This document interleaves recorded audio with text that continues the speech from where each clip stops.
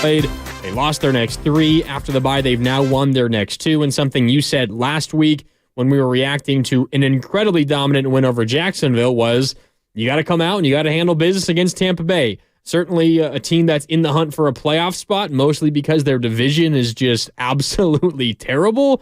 Not a bad team, but definitely not one of the better teams in the league. You're at home. This should be a game that you win. And the odds makers thought that way as well. The Niners were, last I checked, 13.5-point favorites. Oh, yeah. So they didn't quite cover. They won by 13. So if you were on the Niners minus the 13.5, I'm sorry, but the point still stands, Sterling. The Niners in their home field, in front of their home fans, they took care of business. You got a little hairy there towards the end. They got a turnover on downs late. They got an interception in the end zone late, and then ultimately their offense iced the game after their defense gave them the ball back. But 27-14, considering where we've been in this Niners season, it's difficult to come up with things to be that upset about. At this game, the one thing to keep an eye on is Talanoa Hufanga, who suffered what looked like could be a serious knee injury in the second half. We're awaiting Kyle Shanahan's word. He's moments away from speaking with the media. I'm sure we will get you that update when we do have it. That's the one thing that sticks out to me that could be a major negative.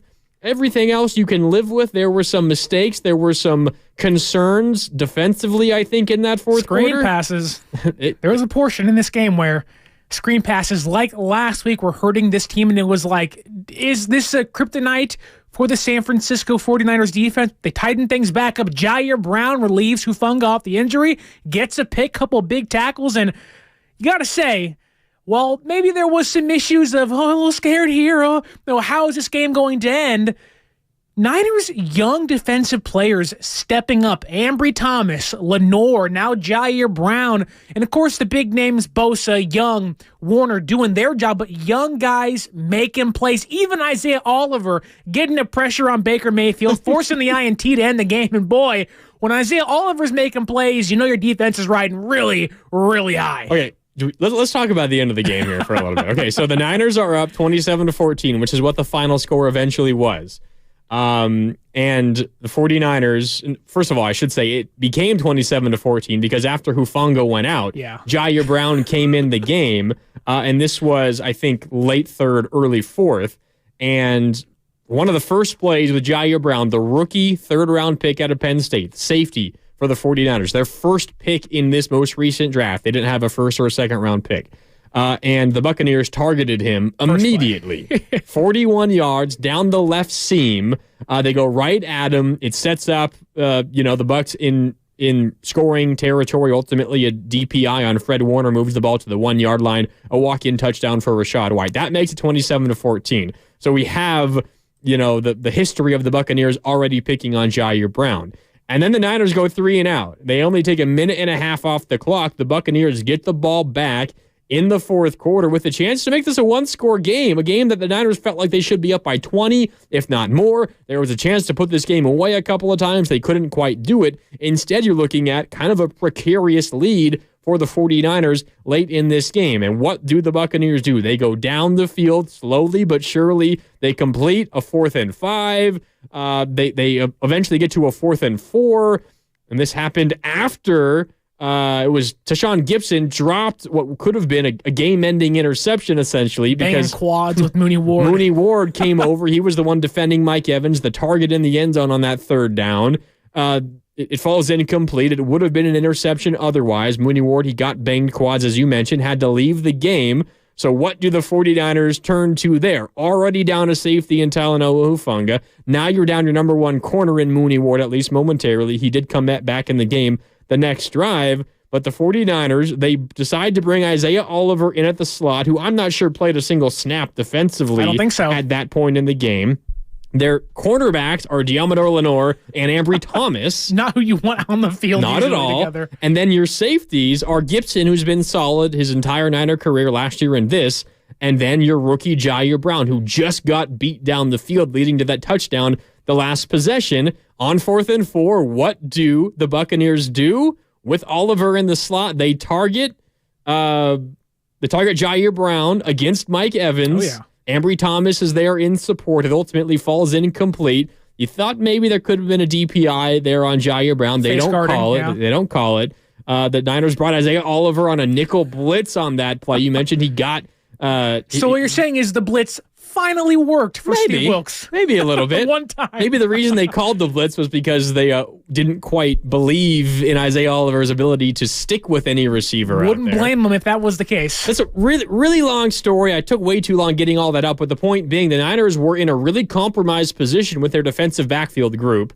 Late in the game, a must-have it 4th and 4 stop, and they got it. And ultimately, as a result, they come out with a win 27-14. So while we await what could be some bad news with Talanoa Hufanga, at least, Sterling, there was the positive of a young, inexperienced group defensively for the 49ers, specifically in the defensive secondary, stood up and made a stop when they needed to. Who knows if Evans gets a flag thrown there, or if he catches it and turns into a touchdown, who knows how this game might end. A big moment there for the Niners defense with some new faces in the secondary to stand up and get a stop. Well, how good have they been the past 2 weeks, and especially knowing that you played a pretty good offense in Jacksonville last week, held them to basically nothing, not even a single touchdown, only one field goal. In this game, a much worse offense in my opinion, but a very different offense.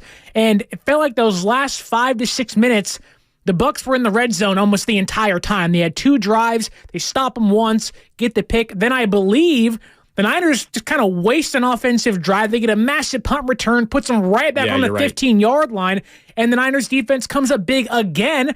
And you have Nick Bosa and Chase Young combining for sacks, and Dre Greenlaw just wanted to take off receivers' heads off and not looking at the ball whatsoever to secure interceptions. But by all means, any means necessary. You heard Fred Warner talk about it a handful of times this year, but also even on the broadcast itself, you heard about the broadcaster saying that San Francisco has been waiting to find that kind of eke it out, grind it out game. They almost had it in Cleveland this year, almost had it in Minnesota, barring some picks via Purdy and some missed field goals by Jake Moody.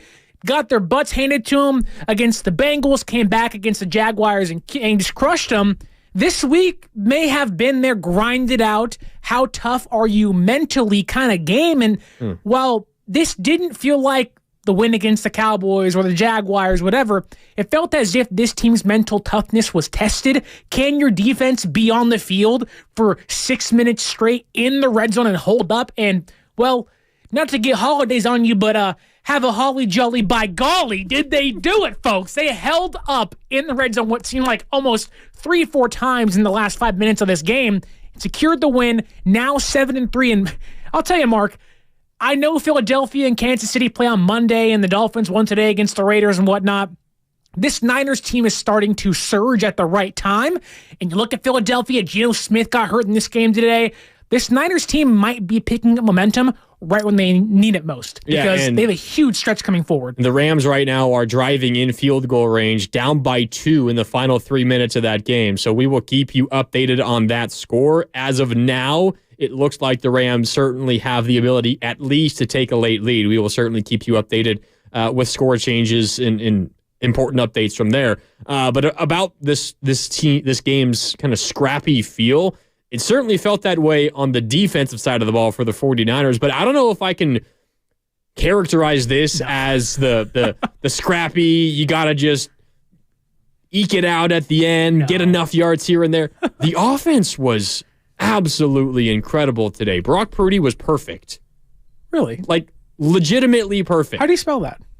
Is that P-U-R-F-E-C-T? No. It might be, because he was literally perfect. 21 for 25, 333 yards, 3 touchdowns, did not turn the ball over.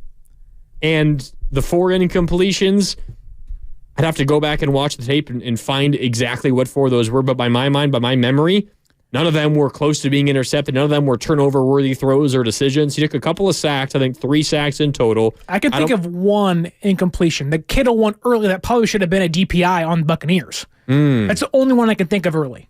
And the throwaway in the back of the end zone. So it's not like he's forcing the ball into windows where he shouldn't. Again, he's playing perfect. I think literally he made every single decision that he made today, Sterling, was the right decision. Yeah. I'll have to go back and watch it again, and I will probably tonight when I get home. But Every single decision that he made, whether it was to throw it to Aiyuk, to throw it to Kittle, to throw it high and out of bounds through the back of the end zone, whether it was to tuck it and run. There was a 3rd and 2 in the first half. I think it was end of the first half, Niners trying to get some points and facing a 3rd and 2. It was a designed pass. He sees the first couple of reads, nothing there, sees an opening in front of him, takes off and runs, gets 3 yards when he needed just 2. Slid before anyone could hit him. That was the perfect decision, and he made it in a split second. Every single decision that he made today, Sterling, was the right decision. 4 incompletions, 3 touchdowns, did not turn the ball over. I hate this word because I think most people use it when it's not actually true. Sterling, Brock Purdy was perfect today. He was perfect. He was incredible. He was the best player on the field, either side of the ball, all game long, and he was the reason the Niners offense put up 27 points. Honestly, 27 points does not do his performance justice. He was better than 27 points. It felt as if this offense could have put up 35, 34, 40.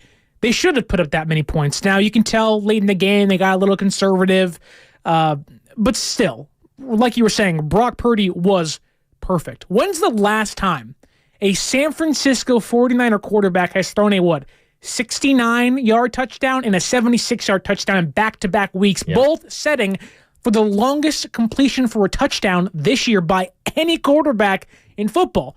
That hasn't happened maybe since Jeff Garcia, if we're lucky, when they had T.O. and Jerry Rice there. Like, Brock Purdy is doing things that the best of the best do. There's so many stats, talked about last week, that there's so many stats to put his name next to and whatever. And I got another one for you. Tell me right now. Brock Purdy is the first 49ers quarterback to throw for 300 or more yards in back-to-back home games in the same season since that Hall of Famer Steve Young in 1998. You're just proving my point every single week, Mark. The stats prove my point. Purdy's play proves my point. It's almost as if the point must be true. Brock Purdy is elite. And I'm not saying that because of, look how great he was today. He's been great, it feels like, outside of 3 games this year. And even in those games, he still had, I know you can't just ignore the turnovers. But you almost can. Large portions of those games, or he still was playing incredible football. Yeah, and like you said, on a team that has, again, Bosa's and Youngs and Aiyuk's and Debo's and Kittle's, on a defense for the Bucs that has Vita Vea, one of the best run-blocking defensive linemen in football, that has a secondary that was on a Super Bowl winning team just 3 years ago. Brock Purdy was the best player on the field 2 weeks in a row, including this win against the Buccaneers. That hasn't happened for a Niner quarterback in a long time, but it's commonplace now with Brock Purdy. There's a handful of really, really impressive throws for for Brock Purdy in this game. There was the one that I talked about on the 3rd and 2 where he converted with his legs, which was a great decision that obviously wasn't a throw. But the very next play, after he converted that first down, it was 1st and 10, play action to Elijah Mitchell. It was the Elijah Mitchell drive, really the only one that he got in this game, kind of interestingly. And it was a simple Aiyuk in route from the left side to the middle. Perfect throw, weighted over the top of the linebacker, perfectly placed to Brandon Aiyuk. He gains 19 yards all the way down to the 22. And ultimately, it sets up a Jake Moody field goal from 37 yards out. He, by the way, was perfect today. 2 made field goals for the Niners rookie kicker, Jake Moody. All right, get his name right, though. I'm not calling him Legatron. The text line wants you to the 510. Well, Legatron was solid today. He made, a 37-yarder and like a 20-something-yarder? He doesn't... You got to make from 45-plus to be called Legatron, Sterling. Do you, though? Yes. That's a law. I checked. It's a law. Mm-hmm. You cannot be called Legatron by law unless you're consistently making kicks from at least 45 yards. Well, you don't get it for a 37-yard. Congrats. Good job. You did your job. Give you a golf clap. I'm not calling you Legatron for that. But the next drive for the 49ers as well, just before the half, Purdy facing pressure in his face. I think it was from Vita Vea, who you mentioned. Yeah. That's a big dude, one of the biggest, if not the biggest in the entire NFL, coming at him. And he kind of does a half dive at Purdy's legs. And there was kind of some contact on his front leg as he stepped in and tried to make a throw down the right sideline to Brandon Aiyuk.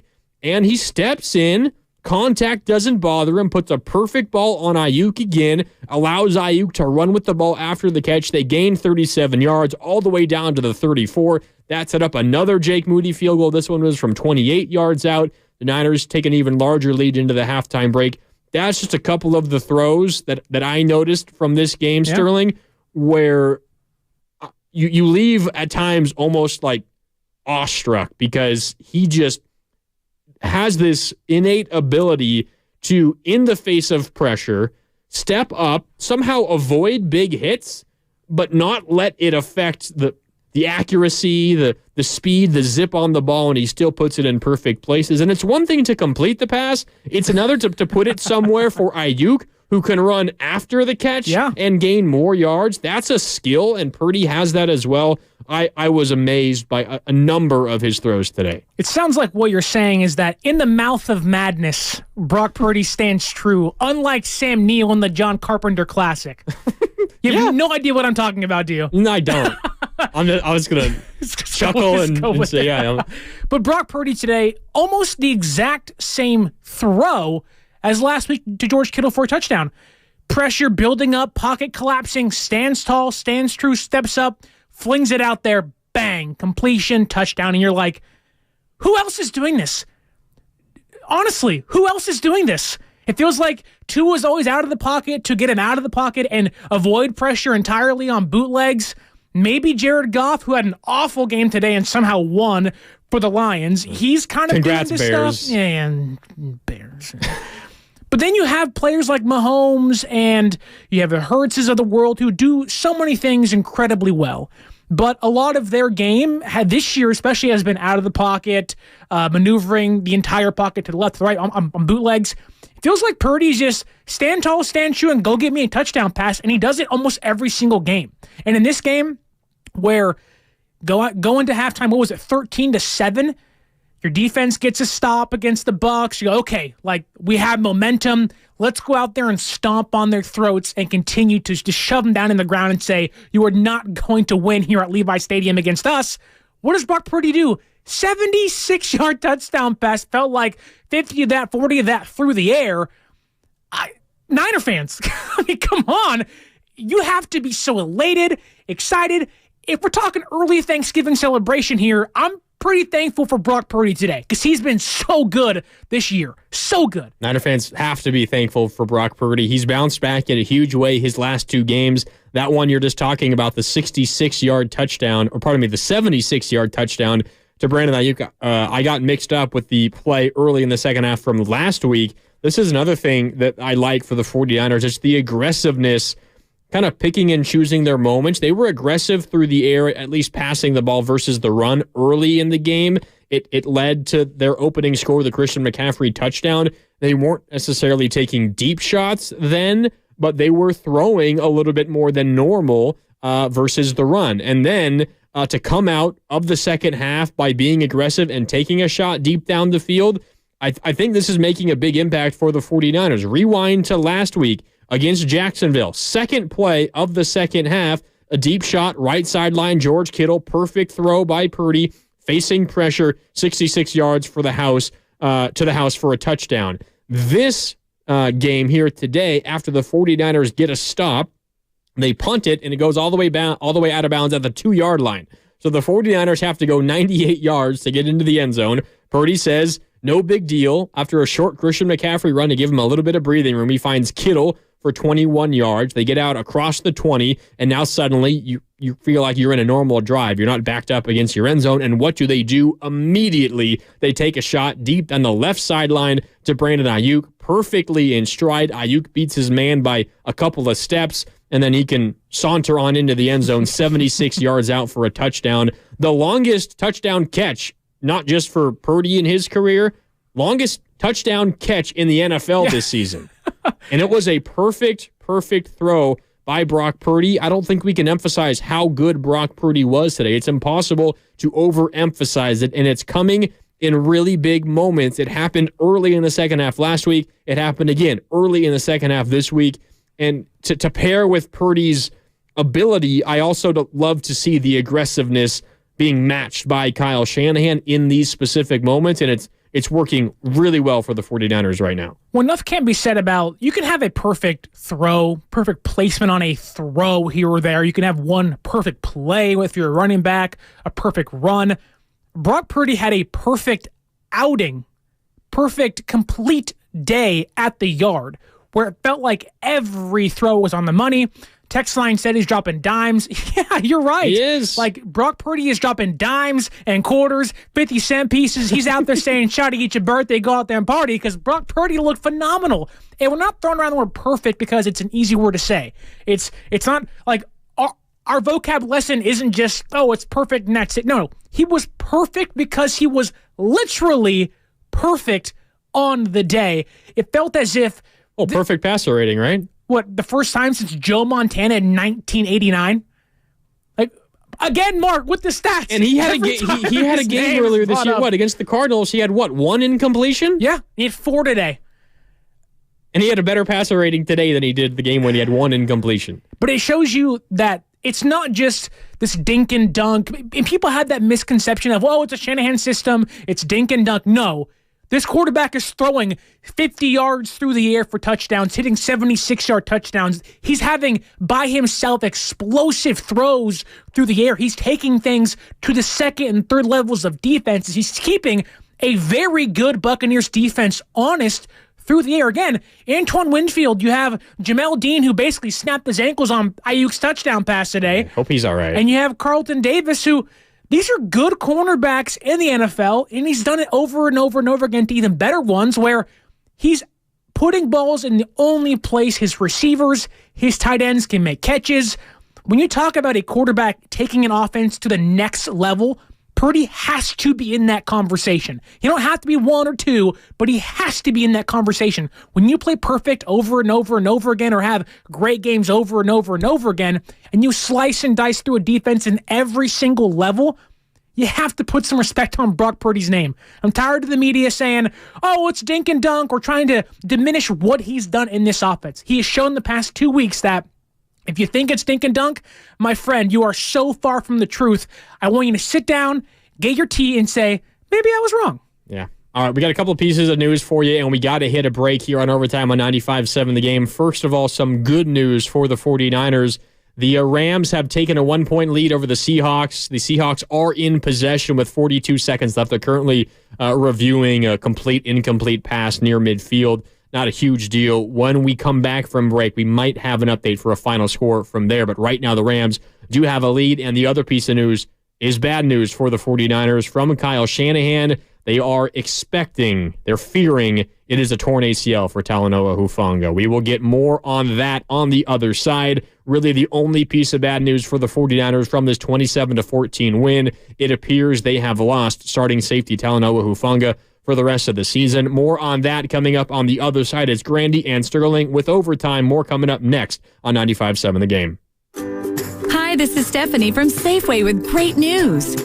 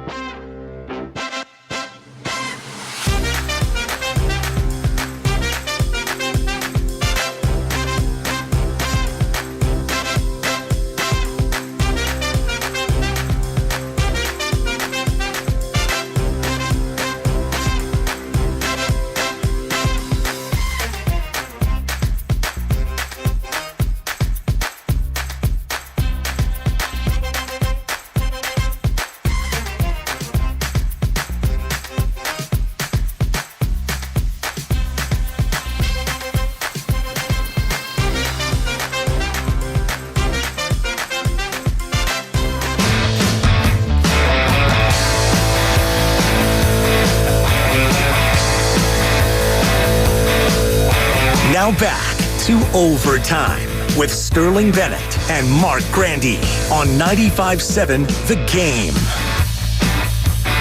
Welcome back to Overtime here on 95.7 The Game after another 49ers win. Final score, San Francisco 27, Tampa Bay 14. The Niners now 7-3. Tampa falls to 4-6. And we got more good news for you 49er fans. Now, officially, the 49ers are alone in first place in the NFC West because just moments ago, Jason Myers of the Seattle Seahawks missed what would have been a game-winning 55-yard field goal down in L.A. inside of SoFi Stadium against the Rams. The Rams beat the Seattle Seahawks. Final score 17-16. So the Niners, again, alone in first place in the NFC West. Good news there for San Francisco. They now have 2 games against the Seahawks in their next 3 weeks. The bad news is, though, as we just mentioned to you on the other side, Kyle Shanahan has said the 49ers fear safety Talanoa Hufanga has torn his ACL. He will undergo more testing tomorrow to either confirm or deny that. But as of right now, the 49ers fear, again, from Kyle Shanahan, that starting safety Talanoa Hufanga has a torn ACL. A real bummer there for San Francisco and for the young star safety Talanoa Hufanga. Sterling, as we welcome you back to Overtime on 95.7 The Game. But the Niners getting a little bit of help from their foes from down south, the Rams, again, 17-16 over Seattle. And after a hiccup for the 49ers earlier, they lose 3 in a row. They now are back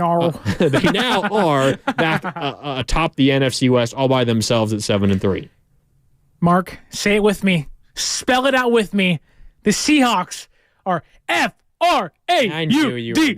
Frauds. Frauds. I mean, how do you lose to the Rams without Cooper Kupp? They were without their starting quarterback for a bit of that game. That doesn't matter, Mark. You're semantics. How do you lose to the Rams? The Rams stink. And I'll be honest here. Seahawks are a fine team. They are a B-, C+ team in the entire NFC. Everyone's talking about, San Francisco loses 3 games. I just watched the Seahawks lose to the Rams without Cooper Kupp by a field goal. What are we doing? People are putting the Seahawks name amongst Niners lost 3 games in a row. Better watch out. Got 2 games against Seattle. If San Francisco doesn't freaking boat race the Seahawks at least once and take it to them the second time, I'll be a little disappointed. Because the Seahawks are not as good as people want to believe they are. They have trouble on the defense. Their offense is up and down. They just lost Kenneth Walker today. I'm telling you, San Francisco is surging at the right point to overtake Seattle by 2-3 games and put them far in the dust in the NFC West conversation. Well, yeah, I mean, they could put them away. They could erase all doubt about the division the next 3 weeks. Yeah, which means almost automatic playoffs, which should happen anyways. But the earlier you clinch, maybe the more you can rest, or the Chiefs take care of business. The Bills do it in the next week against the Eagles. We're having a whole different conversation about the number 1 seed in the entire NFC. Coming up here in a few days. Yeah. Thanksgiving, Niners, Seahawks in Seattle. We'll be here. We'll have the Overtime show here, as always, here with you on 95.7 The Game. Again, up in Seattle on Thursday Night Football in the special Thanksgiving edition of Thursday Night Football. We have that to look forward to. Then the Niners have kind of the mini bye before they go to Philadelphia against the Eagles, and then they return home and take on the Seahawks again. So 2 weeks or 3 weeks from now, the 49ers have the ability to really put a ton of distance between them and anyone else in the NFC West. That's a conversation for a different day, beginning on Thursday, of course, and we will get into it then. But we do have to focus on the unfortunate news of the potential, what seems likely, the Niners fearing an ACL tear for safety Talanoa Hufanga. We talked a little bit at the very beginning of the show. We saw early returns on Ji'Ayir Brown, their rookie safety, 3rd-round pick out of Penn State. He was forced into action. Haven't really seen him live defensive snaps since the preseason. He got burned early, bounced back, had a nice interception to help seal the game, a nice pass breakup where maybe could have been called for a ticky-tack DPI, didn't get it called.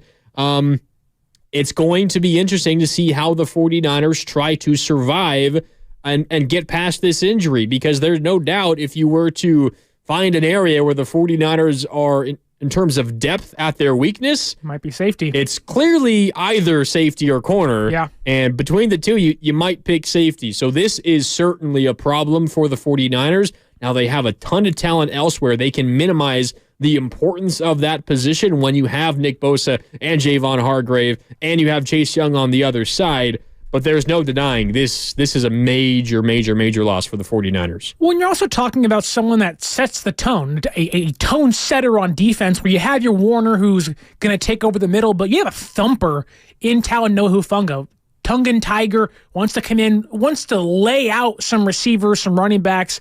How many times last year did we see him, the big forced fumble against the Saints near the red zone, help San Francisco secure that win? Even this year against the Jaguars, got a pick in last week's game. He's like, what he does, well, you can point to and say he's a great tackler at times, not been great all this year, but what you're missing is a tone-setting player where now you have a third-round rookie who is going to get now, I guess, his first NFL career start and true second game of action playing safety. Do we think that's going to happen? Is it just going to be Ji'Ayir Brown slides in at starting safety?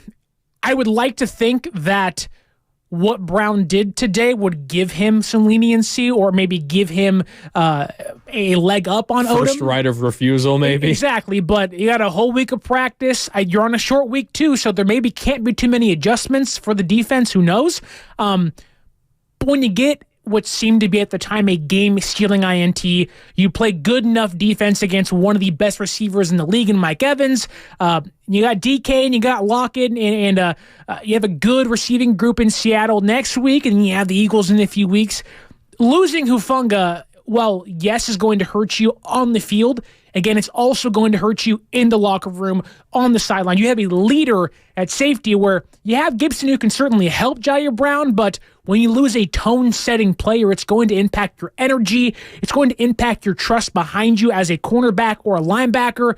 Ji'Ayir Brown, despite Hufanga playing only, 3 years now in the NFL, he has massive, massive shoes to fill for this defense. Yeah, all pro last year. Yeah. He was all over the place. I think off to a slower beginning to this season. First half of this year is nowhere near what he did last year. He was just incredible the first half of last season.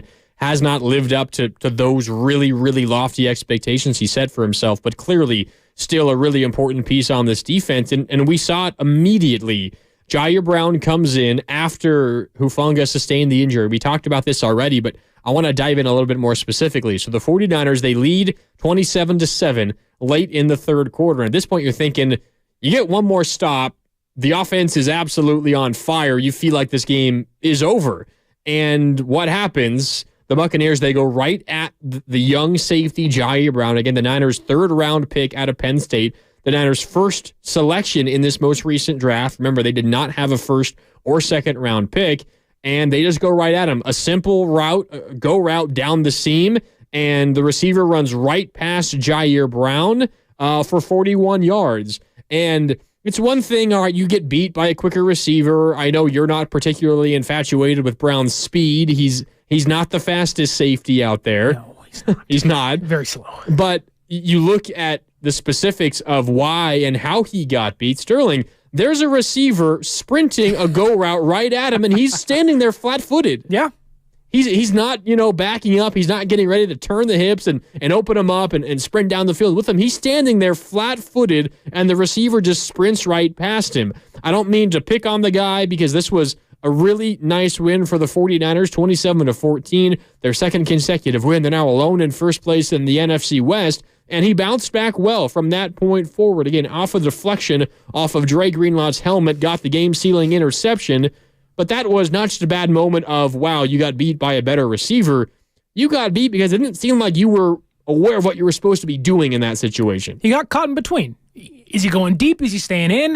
Like, what am I going to do? And unfortunately, as a safety, you don't have the luxury because you are the last line of defense for the defense. And again, like I was saying, Hufanga 2 years ago, even last year to a certain degree, the biggest weakness of this defense was balls over the top. Has a tendency to get beat deep. And it's so now you have a young player who, again, is getting his feet wet in week 11 of the NFL, now what seems to be tasked with playing against a good Seattle receiving group. You got A.J. Brown and Devontae Smith. Those are two great receivers in the NFL. Then you have Seattle again.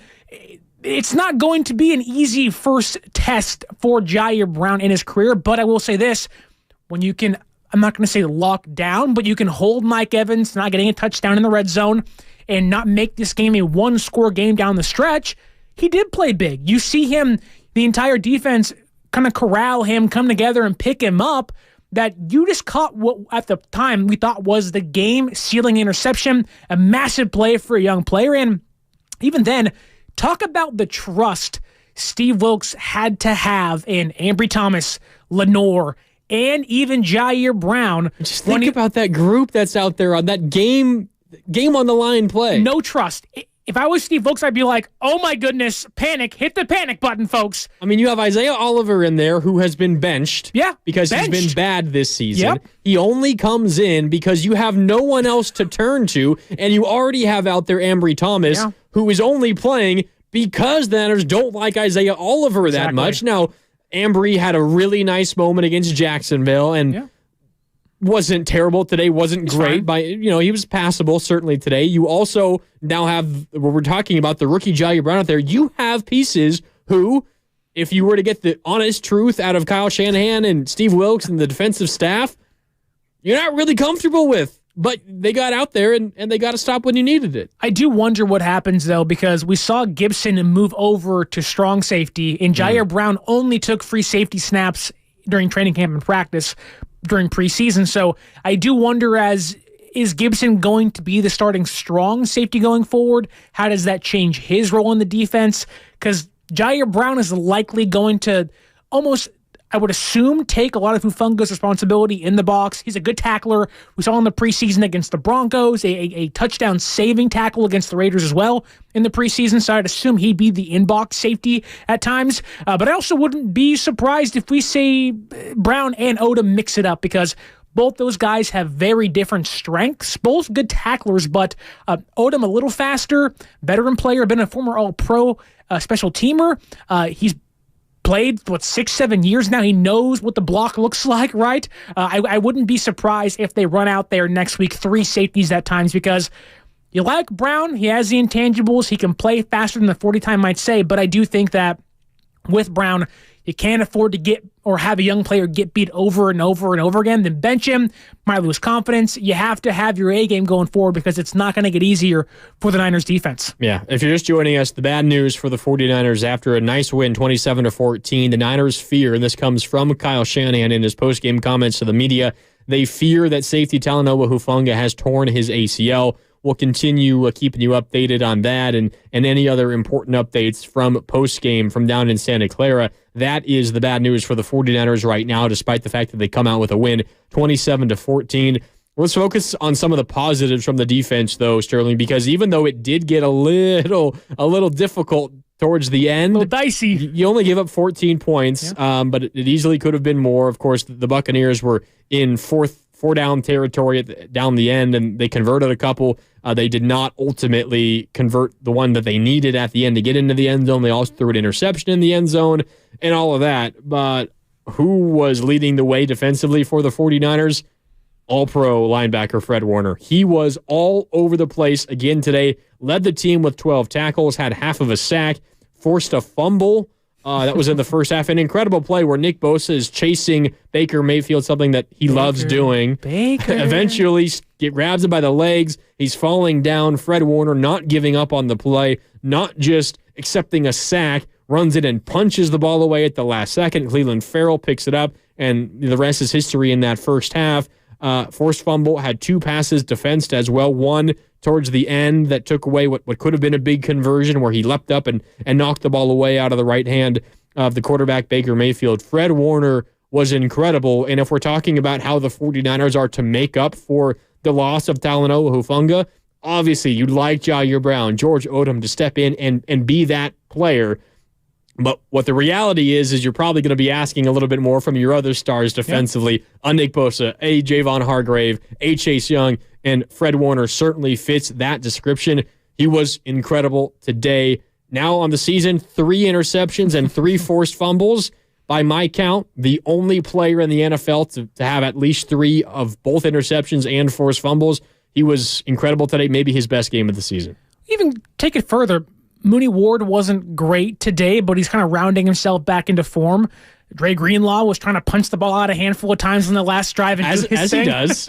He likes to do that. He had half a sack himself, and even Ji'Ayir Brown, again, had 3 pass deflections, the most on the entire team today. Like, when this team like 10 snaps? Exactly. When this team needed this defense the most, they came through. When the special teams failed and the offense couldn't get a drive going to ice the game out, the defense, for the second week in a row, played complementary football and really picked this offense up and the team up when it needed it most. And you ask yourself, how many times have we seen this the past handful of years in San Francisco? The offense has a great game. It gets tight late. The defense has to make a stop. It felt like they made 3 stops in a row. Which seemed like marching Baker Mayfield-led offense in Tampa Bay, who was just kind of cutting on the ins and the outs of the defense. And you're saying, okay, like, what's going on here? Defense tightens itself up, and I can argue, does a better Buccaneer red zone defense impression than the Bucs did today, the NFL's leading red zone defense in Tampa Bay. San Francisco was great in the red zone, only holding the Bucs to 14 points. And again, young defensive players making play after play. I didn't notice that. Ji'Ayir Brown, 3 passes defense, leading the team. I mean, what, 10, 15 snaps max? Felt like he was targeted 4 times. What does that mean? When he was on the field, which wasn't very often, the Buccaneers were going at him, and he held up. Yeah. Except for that first one. But you're right. Beyond that, and we're holding him to an unfair standard. I mean, he's filling in for an all-pro, and it's his first real important run in a regular season game in the NFL. So there are going to be growing pains. This isn't a bash Ji'Ayir Brown day. That's not what we're doing at all. But there's no hiding the fact that the 49ers defense is now facing a challenge that they haven't faced before. I mean, this era of Niner football, the last couple of years, obviously. I mean, Talanoa Hufanga has been a steadying force at the back of the defense. Yeah. And now they're going to be playing without him. I for one, am interested to see how it works. And I think this is where we learn a little bit more about Steve Wilks and his ability to adjust and adapt and figure out creative solutions to these sorts of problems. We can talk about, him moving to the sideline. Such a great decision. It's having the biggest impact in the world. Nobody cared today. It wasn't even a story. It probably has had a little bit of an impact. Probably, but a little bit, yes. It's more so just about the stars playing like stars and Steve Wilks maybe making smarter play calls here and there and not calling 0 blitzes when you know the offense is throwing the ball deep down the field. But nickel blitzes when they matter, Mark. Yeah, Isaiah Oliver. We don't trust him in coverage. That's what that tells me. But when you are asking a defensive coordinator and a veteran one like Steve Wilks to try to overcome this kind of loss, I think that's where these sorts of guys, defensive coordinators, make their money. And I'll be very curious to see how Steve Wilks tries to scheme up a solution to this, because there's no hiding. This is a problem. Yeah. And we'll see how they do, again, adapt to this. But I think short week against the Seattle Seahawks, who have a really impressive trio of receivers and who make a lot of their money, Tyler Lockett out of the slot. I am interested to see how the Niners scheme this up defensively. So maybe this game wasn't much of a Steve Wilks game, but I think moving forward, I have my eye on Steve Wilks, specifically just how they try to scheme around not having Hufanga anymore. It's almost as if Steve Wilks had no tests the first 5 weeks, and the last, 6 have just been test after test after test, and the past 2 come out looking pretty clean, right? I would say A+ against the Jaguars, probably an A- today for the defense. A handful of sacks again, a couple takeaways, did their job when it mattered most. But again, you got Seattle, you losing one of your biggest playmaking safeties. Hufanga was making plays his rookie year on special teams. Green Bay in the snow. Had the touchdown. Picks up the block punt. Picks up the block punt, scores a touchdown, literally secures the win for this team in the playoffs. Last year, a handful of big takeaways, one against Stafford on Monday Night Football, a big pick 6 to get that win for San Francisco. And now you're sitting back saying, okay, we don't have a star playmaker on the backside anymore. You now have Mooney Ward, who hasn't been himself the entire year, and although has played better recently, just hasn't been his near all-pro self. You have 2 rather unproven cornerbacks next to him. You have a veteran safety in Tashaun Gibson who can do so much, but and also an older player, not going to be as fast, but his intellect is there. It's now Steve Wilkes' job to almost fill the role of Hufanga himself, putting players in positions to succeed, whether it's Ji'Ayir Brown, whether it's the Warner or Odom, whoever it might be, Isaiah Oliver, whoever it is. Might be Steve Wilkes' biggest task of the year when it just comes to replacing your best safety, an all-pro level safety, and one of your biggest defensive playmakers. Yeah, and your other stars, they showed out today. I already mentioned Fred Warner. Dre Greenlaw was flying all over the place as well. He had half of a sack. Armstead, Bosa, Chase Young all had a sack as well. They got to Baker Mayfield 4 times today after they had 5 sacks last week against Trevor Lawrence. The defense, again, the interception by Ji'Ayir Brown. As well, they had the forced fumble, so they forced a couple of turnovers after they forced 4 last week, 4 more sacks today, 5 sacks last week. They are flying around and they are making big plays, but now comes a big test when you're going up against 3 really good offense consecutively, Seattle, Philadelphia, and Seattle, and now you're down your all-pro safety in Talanoa Hufanga. Again, if you're just joining us, the 49ers did beat the Tampa Bay Buccaneers today 27-14, but they lose Talanoa Hufanga to what Kyle Shanahan says they fear is a torn ACL. More testing tomorrow. If the testing tomorrow does confirm a torn ACL, it'll be season-ending for Talanoa Hufanga. Certainly bad news there, and we're thinking about him at this moment. We do have some sound from Kyle Shanahan rolling in. We'll get to that on the other side, but certainly plenty to be happy and excited about if you're a San Francisco 49ers fan, and we'll get to that on the other side. Brock Purdy was incredible today. We've already called him perfect. That's not an exaggeration. He was incredible. Brandon Aiyuk was over 150 yards. He got into the end zone, and Christian McCaffrey started a whole new touchdown streak today. He got into the end zone to open up the scoring in this game in the first quarter. So despite the injury to Hufanga, which again, the Niners fear is a season-ending ACL tear, plenty to be happy about. We'll hear from Kyle Shanahan. We'll get Brock Purdy and I'm sure Nick Bosa and Fred Warner, all those guys talking momentarily. We got sound from the locker room coming up on overtime, 1 hour down, 2 to go. It's Grandy and Sterling after another Niners win, 27-14 over Tampa Bay.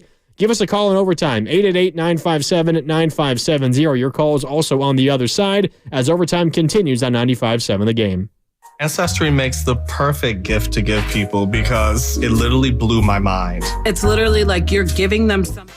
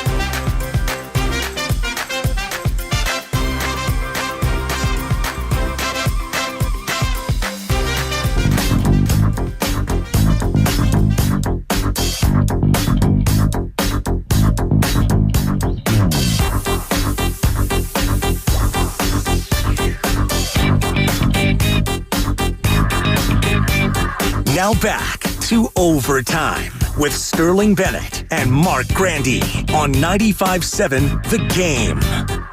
Welcome back. Hour 2 of Overtime begins now here on 95.7 The Game. Mark Grandy and Sterling Bennett with you. That there, the strip sack by the 49ers. It was Nick Bosa who got in on the sack. Fred Warner came in late and punched the ball away from quarterback Baker Mayfield, and then Cleveland Farrell was at the bottom of the scrum in the fight for the ball. He recovered it, and the 49ers forced a turnover there. One of 2 turnovers forced by the 49ers in this game, and it's a big reason why they come out with a win 27-14.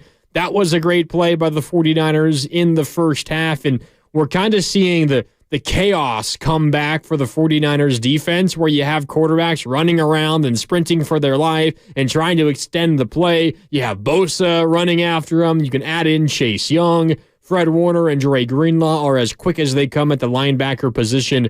And you're kind of seeing that swarm mentality back for the 49ers defense after it was really gone entirely for 3 weeks, almost an entire month for the 49ers. It was on display against Jacksonville last week, and certainly was again today, where you just feel like the quarterback is running for their life. And that was the case on that highlight. You heard Joe Davis on Fox. Baker Mayfield had nowhere to go, and Nick Bosa and Fred Warner eventually got to him. Baker. The Niners defense the past 2 weeks. Give me the stats. 17 points given up, 9 sacks, and 6 takeaways. That's pretty good. Pretty good. So, wait, 9 sacks. So you have 15 combined sacks and takeaways, and you only allowed 17 points. You almost have as many sacks and takeaways as you have points allowed. Yes. It's pretty good. And it's not like you're playing 2 terrible offenses. Jacksonville's a good offense. Yeah. Tampa's probably mediocre, average, fine. league average. Well, Baker Mayfield came into today, I believe, with the second best TD to INT ratio in the entire league. And has been pretty good. Surprisingly killing it in road games. Yeah. His previous 4 road games entering today, 9 touchdowns, 1 interception. Been really good. Kind of surprisingly good, Baker Mayfield this year. I know the name Baker Mayfield doesn't carry much weight amongst the NFL. It's easy to laugh at. Which, I mean, it's fun to laugh at. They won 27-14. We're kind of laughing at him right now, but he played fairly well in this game. I would not put this loss on really the Buccaneers offense at all. Rashad White had a good game. Mike Evans was okay. They couldn't find Chris Godwin until 13 minutes left in the third quarter, but Mayfield played fine with 246 yards, 1 touchdown, 1 pick. 45 pass attempts, but... semantics. But yes, you're right. He had to pass the ball a ton, but that's what they do. They say defense, win us the game. Offense, keep us in the game. The offense kept them in the game. The Niners defense just came up big when it mattered most. Again, the last 2 weeks, 17 points given up, 9 sacks, and 6 takeaways. This defense went from the 24th ranked run defense to only 66 yards given up today. Was great against Jacksonville 2 weeks ago. They are finding their groove at the most important part of the year when it matters most. Yeah, and I think for the Buccaneers, you could see, especially early on, they did their homework about how to attack this Niners defense. Yeah. And, I mean, it was working. The Niners have so much talent, it's going to be difficult almost no matter what you try to do. Mm-hmm. But you could tell they found the one area where it feels like maybe there's a little bit of a hole in the Niners defense, and it's the screen game, but more generally speaking, just the quick passing game. Does that get worse now that the Hufanga's out? Probably. That's tough. I mean, that's what Tampa saw on tape against Jacksonville. Jacksonville scored just 3 points, but when they moved the ball, it was the quick passing game. Who hurt the Niners in the receiving game last week? It was Christian Kirk out of the slot. How many times did he catch a pass, maybe 5 yards on line of scrimmage, break one tackle, and get 12 yards? Like, that's what he did last week. It's what Tampa saw on tape. And now, again, Jacksonville only turned it into 3 points. But when you're picking through a defensive group like the Niners, you don't have a lot of weaknesses to try to find. And they found one, and it's a big reason why they were able to move the ball at all. I mean, Rachaad White, their starting running back. Yeah. And he's certainly more of a receiving back than your normal, straightforward, just hand the ball off and run between the tackles. Only 9 carries, 7 targets in the passing game, 6 catches. It was an emphasis very early for Tampa to move away from the normal handoff run game and kind of use the short passing game, the screen game as an extension of their run game. And I mean, they gained 287 total yards today, over 4 per play. Not great numbers by any stretch, but the reason why they moved the ball at all, Sterling, for the most part, besides a couple of shot plays down the field, was the quick passing game, and that continues to be maybe the Niners' defense only major weakness. Yeah, and coming into this game, the Buccaneers had 2 primary targets. It's you want Mike Evans deep, you got him, and you want to check down to Rachaad White. And I believe the broadcast said today Rachaad White came in with the second most receiving yards for running backs this year behind Christian McCaffrey, right? Yep. So it's not as if the way they utilize him is a surprise or a shock. The Niners knew this was coming. Exactly. Yeah. And I think they defended it pretty well. Now, we'll, of course, get how many missed tackles they had, only 7 last week. Hoping it was around 5 to 6 this week. Keep moving those numbers down towards 0 if you can. But I do think that the Niners defense, you want to say swarm? I just think they played a really good game where the Bucs really couldn't get much going offensively. When they did, it was either sparked by a massive punt return or just one drive where you said, you got us, you beat us, whatever. Of course, there are certain things to clean up, but I think overall you leave this game, sure, losing Hufanga stinks. You're always going to feel that way when you lose one of your best defensive players who can spark you and get takeaways and turnovers on almost any single play. He's a great tackler in the box. When you talk about quick passing game, you name me 5 safeties better than him coming up in the box and laying some wood on a receiver. It's not going to happen. He's one of the best for a reason, and you hope someone can fill those shoes. Maybe it's Ji'Ayir Brown, maybe it's Odom, whoever it is, but San Francisco leaves this game, really the last 2 games, feeling really good about their defense, which, knowing who you have to play in the next 3 weeks, might be the best they felt all year long. Yeah, we'll hear from Kyle Shanahan about Hufanga and more. He's talked about Brock Purdy. He had a hell of a game. We'll hear from Kyle Shanahan on that and more. But first, let's go to the phones here on Overtime on 95.7 The Game, 888-957-9570. Up first is Tom. Tom is leaving Levi Stadium as we speak. Tom, what's up? You're on Overtime with Grandy and Sterling. What'd you like from the Niners today in this 27-14 win, Tom? Well, pretty straightforward. I think Brock Purdy's performance was epic. He was dialed in. I got season tickets, and I just thought he was just so crisp all game and super impressed by his performance. But I did want to just say, I thought you guys were being a little salty on Ji'Ayir Brown because he missed that play, but he came back, did the big pass breakup in the end zone, and he got the pick. We were missing picks all game. Warner missed a pick. Lenore missed a pick. I mean, come on, guys. Ward missed a pick. Like, he caught the ball. It's a big game today. So, yeah. No, I'm with you, Tom. Greenlaw dropped an easy interception in the first half. That was probably the easiest of the bunch. Probably could have had 2 today had he just been paying attention on the last one. But on the Ji'Ayir Brown one, mind you. The last one was so hilarious. So it's the end of the game, and it was the Ji'Ayir Brown interception, which essentially iced the game. And Baker Mayfield, I forget who he was targeting. Was it Godwin? It doesn't matter. Doesn't matter. Greenlaw's there in coverage, and he's trying to time hitting the receiver as the ball gets there. So as a result, not even really paying attention to the flight of the ball. He had the hit stick lined up to annihilate the receiver. He's about to hit him, and the ball bounces off the forehead of his helmet and bounces high into the air and into the end zone. Take your eyes to the left a little bit, and you get the pick. Ji'Ayir Brown waiting for it and comes up with the interception. And to Tom's point, the caller, he's right. I mean, he's in the right place, right time. Didn't drop it. We've seen some Niners DBs drop easy interceptions like that. So Tom is right. Very good point. But that was one of the funnier moments of the entire game because Greenlaw. It's almost like the perfect Dre Greenlaw play because he is always so intent and so focused on laying the lumber on a would-be receiver or a running back or whoever. And it just took, it's like a dog who sees a tennis ball or, the squirrel. The dog dug in up, squirrel, and just loses all of his attention. Dre Greenlaw, when he sees someone to potentially lay out, that's how the mode that he gets in. And it's part of the reason why he's an effective linebacker because he's able to make big plays like that. But in this particular moment, it resulted in one of the funnier plays of the year, the ball bouncing right off of his helmet, and he ultimately assists on interception. Does he get a pass deflection for that? I think he does.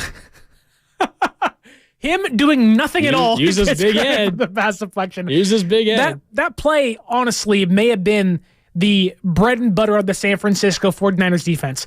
Nick Bosa gets pressure. Chase Young get pressure. They force Mayfield up in the pocket. They were so close to combining on a sack again. Then, when your two elite star edge rushers get pressure, your star linebacker, who just sees red whenever he sees a receiver running in space about to get the ball, not paying attention, he just doinks off the helmet right into a rookie safety who you're like, we'll take it. If that equals the game being over and a win, we will take that every single day. But it does feel like that the Niners having their two-star edge rushers, Greenlaw just really not paying attention at all, then the safety cleaning things up on behind him. It just felt like that play almost encompassed what the Niners defense should be. Hard-hitting, pressure, and a little bit of luck. And so far through, 9-10 games this year, it's helped them a lot. What are they? 7-3 on the year. And right there, almost one game behind the Lions for the number 2 seed. Lions should have lost today, too. Well, I say you, darn you, the Chicago Bears.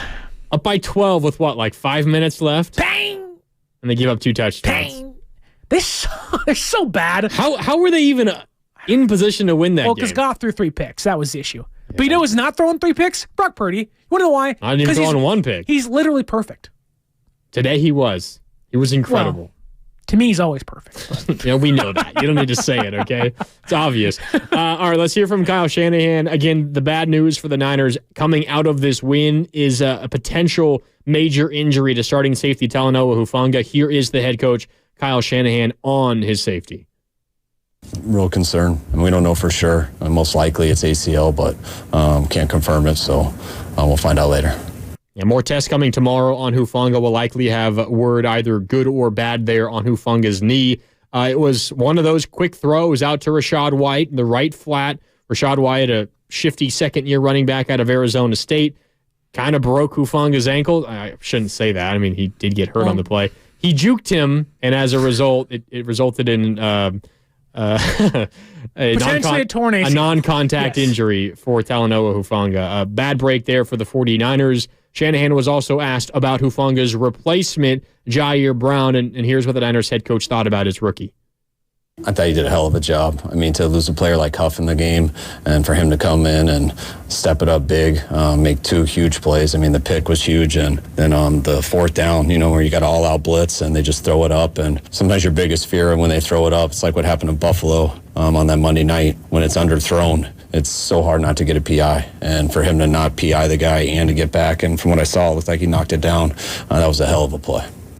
Shanahan's right. I mean, what's becoming one of the more lethal offensive plays is an underthrown deep ball. Yeah. Because of how often you have the receiver slowing down because he needs to catch an underthrown ball. The DB who's just busting his tail to try to keep up with the wide receiver. Suddenly the wide receiver puts on the brakes. The DB can't react in time, tries to get his head around, but even if he does, he's running into the receiver and gets called for a DPI. So the fact that Ji'Ayir Brown was able to avoid that DPI, now maybe you're a Bucs fan who thinks that should have been a DPI. I'm not going to argue with you there. Get over it. It probably could have got called either way. We've seen it called both ways. But the fact that he got away with it, didn't get called for a DPI, I mean, Shanahan deserves credit for that. It was a big moment by the rookie. Had that been called a DPI, I would have said, yeah, it makes sense. Okay, it's been called that way all year long in the past couple of years as well.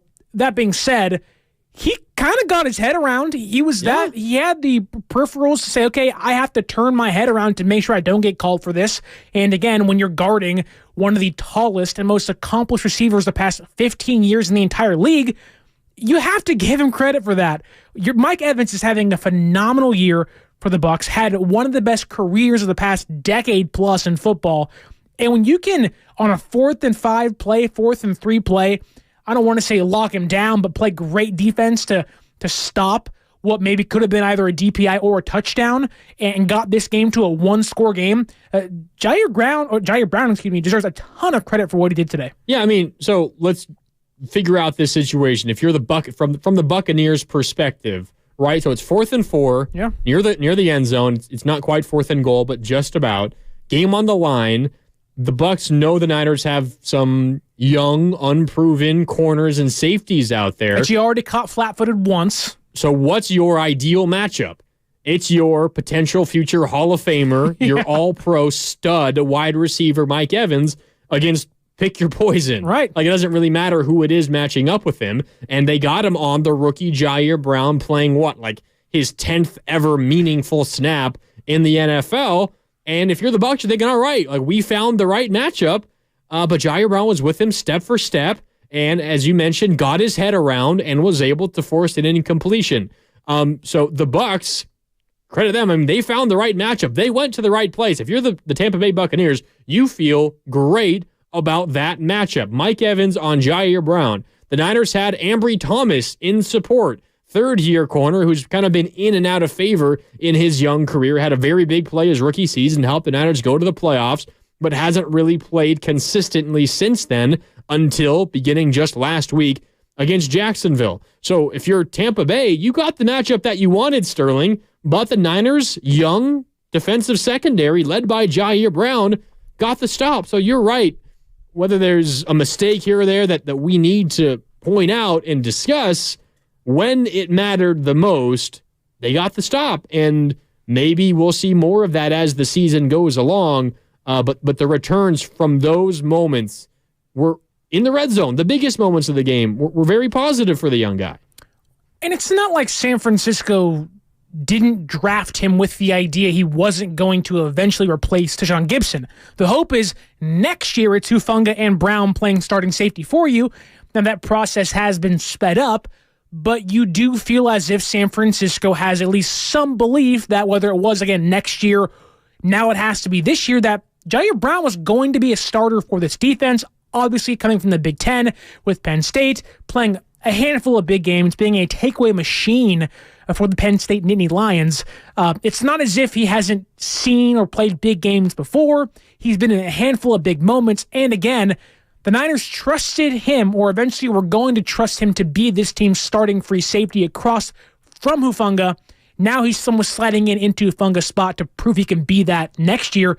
And when the spotlight gets bright, take your moment and run with it, and today he certainly did. Yeah, here's more Kyle Shanahan on his rookie safety, Ji'Ayir Brown, asked about what he's seen from Ji'Ayir Brown in practice, because we haven't really seen him on the field a lot recently. We saw him often, of course, in the preseason, but haven't seen him in meaningful snaps since then. Here's Kyle Shanahan asked about his rookie and what he's seen from him in practice. Oh, yeah, big time. I notice him all the time because, one, he goes against the offensive scout team all the time, and he's one of the guys who consistently gets better each week on all the card looks. We always split the reps with the ones and the twos anyways when the defense goes, and he's really taken off here in this last month and was ready for his opportunity. You never know when it's going to come, and he's been preparing the right way. He's taken off in the last month. Well, that must mean it's coming at the right time to start. If you're starting to pick up your play, and I think when I think of Ji'Ayir Brown, I was there the day McLeod, I think, broke his wrist in practice. Do you know who got that pick? Ji'Ayir Brown. Now, I'm not saying that because McLeod's injury, but I'm saying is that even in practices against your Darnolds and your Purdys, Ji'Ayir Brown in his small spurts of play was getting takeaways. He was making plays. And sure, a young player, you are going to see be flat-footed at times. You're going to see them maybe a little uncertain of, hey, what do I do? The hope is that come Thursday, if he is indeed starting or even playing much, that he is prepared, that he's had a week to have starting reps next to Gibson or Odom, whoever it is, with this defense, talking to Fred Warner, even talking to Hufanga, hey, what or how do you do what you do so well? What can I learn from you? And you even hear him in his press conferences during training camp and practices and whatnot. You hear him talk about how the impact being next to Gibson and being next to Hufanga have done for him mentally. I do think that if there is a draft pick this year to step up, we've already seen Jake Moody. We're not going to see Cam Latu. Darrell Luter Jr. is healthy again, but didn't play in this game. Ironically, in a time where they needed the cornerback, wasn't out there. Ji'Ayir Brown might be the star draft pick if he can take this role and run with it. And we've seen today, why couldn't it be him? Yeah, I mean, it seems like at least, and we were talking both off air and on air about this, is he going to have the first opportunity because there's some other options the Niners could turn to back there. It seems like Dante Johnson. Based on everything, the 14...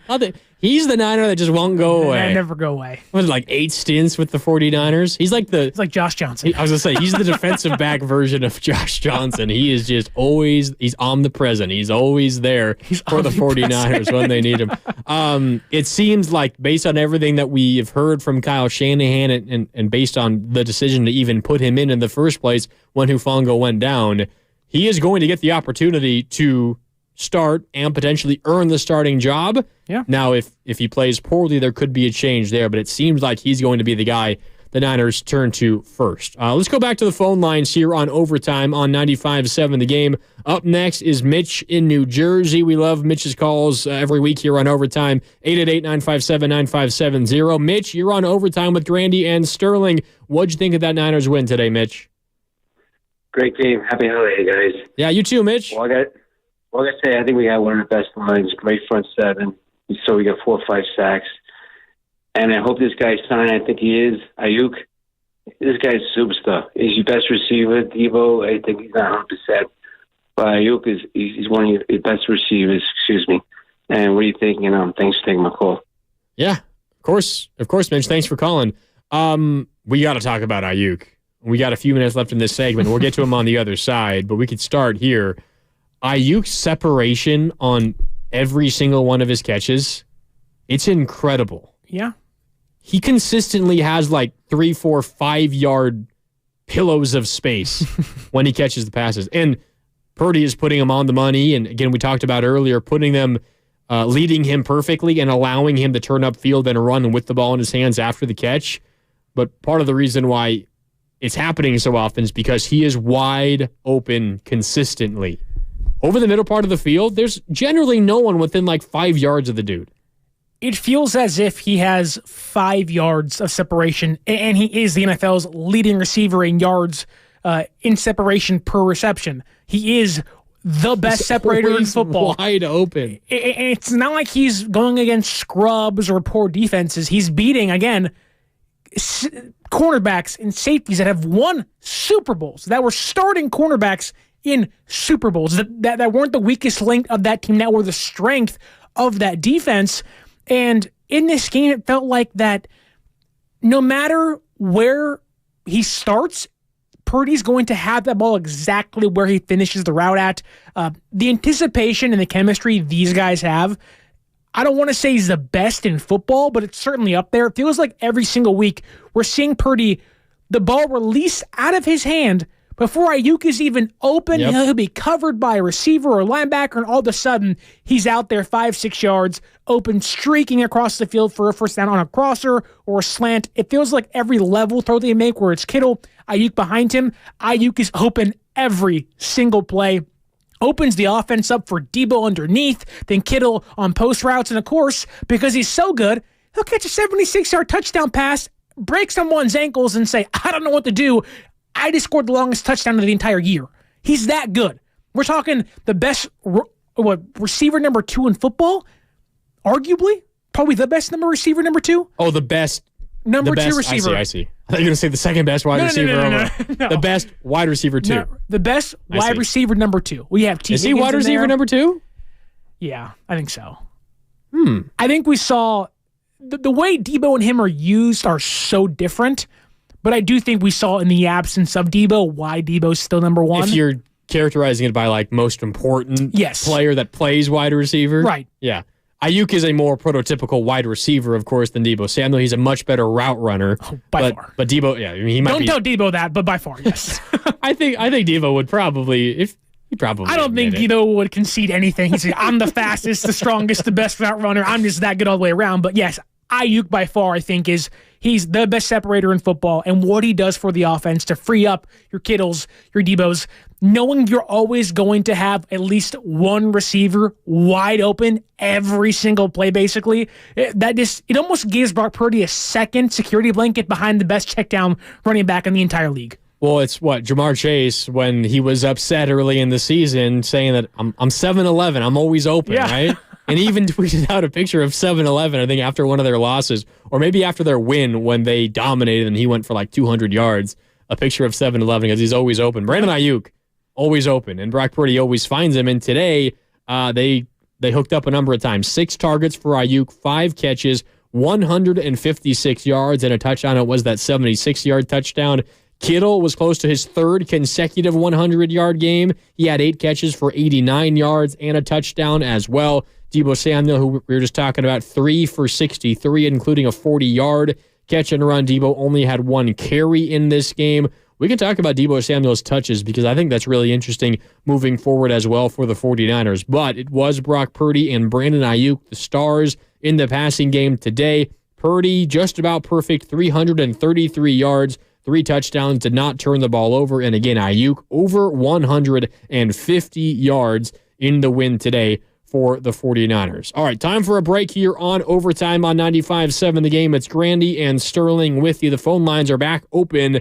Give us a call, 888-957-9570. We want to hear from you. Are you on your way home from Levi's? What was the environment like? That 76-yard touchdown to Aiyuk. What was the reaction from the crowd? We want to hear from you. The Niners, they knock off Tampa Bay. Final score, 27-14. We're halfway home on Overtime. A lot more coming up as we continue right here on 95.7 The Game. Wow, look at these Black Friday deals on TVs. Samsung, Sony, and LG at the...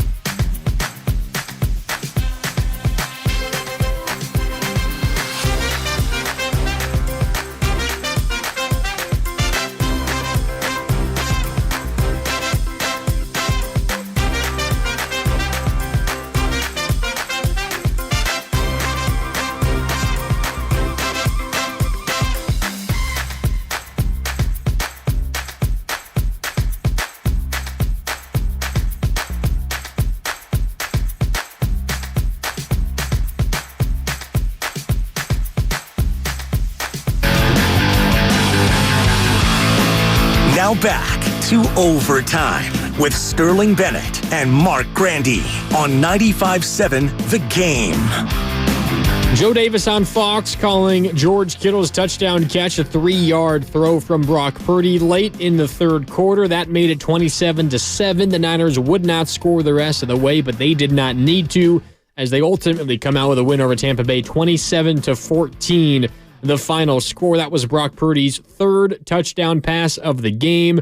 21 for 25, 333 yards, and 3 touchdowns, including a 76-yard bomb down the left sideline early in the third quarter to Brandon Aiyuk, who ran past his defender, made another one miss, and then could have walked into the end zone if he so choose. Didn't just make him miss.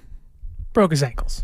Yeah, Jamel Dean, right? Who left the game earlier in the game, then came back and got re-injured for that on to that play. Sucks. Unfortunately, a couple of players got hurt. Yeah, a lot of them actually, trying to make tackles on some shifty ball carriers, and it looks like they could be a couple of serious ones. Yeah. The other one we're talking about, of course, is Talanoa Hufanga, who, if you're just joining us, the Niners, at least the preliminary news is not good. Kyle Shanahan saying the Niners are fearing a torn ACL. More tests tomorrow. That will give us the final word, whether it is a torn ACL or not. Of course, if it is a torn ACL, that will be season-ending for Talanoa Hufanga. But plenty of good news for the 49ers in this one.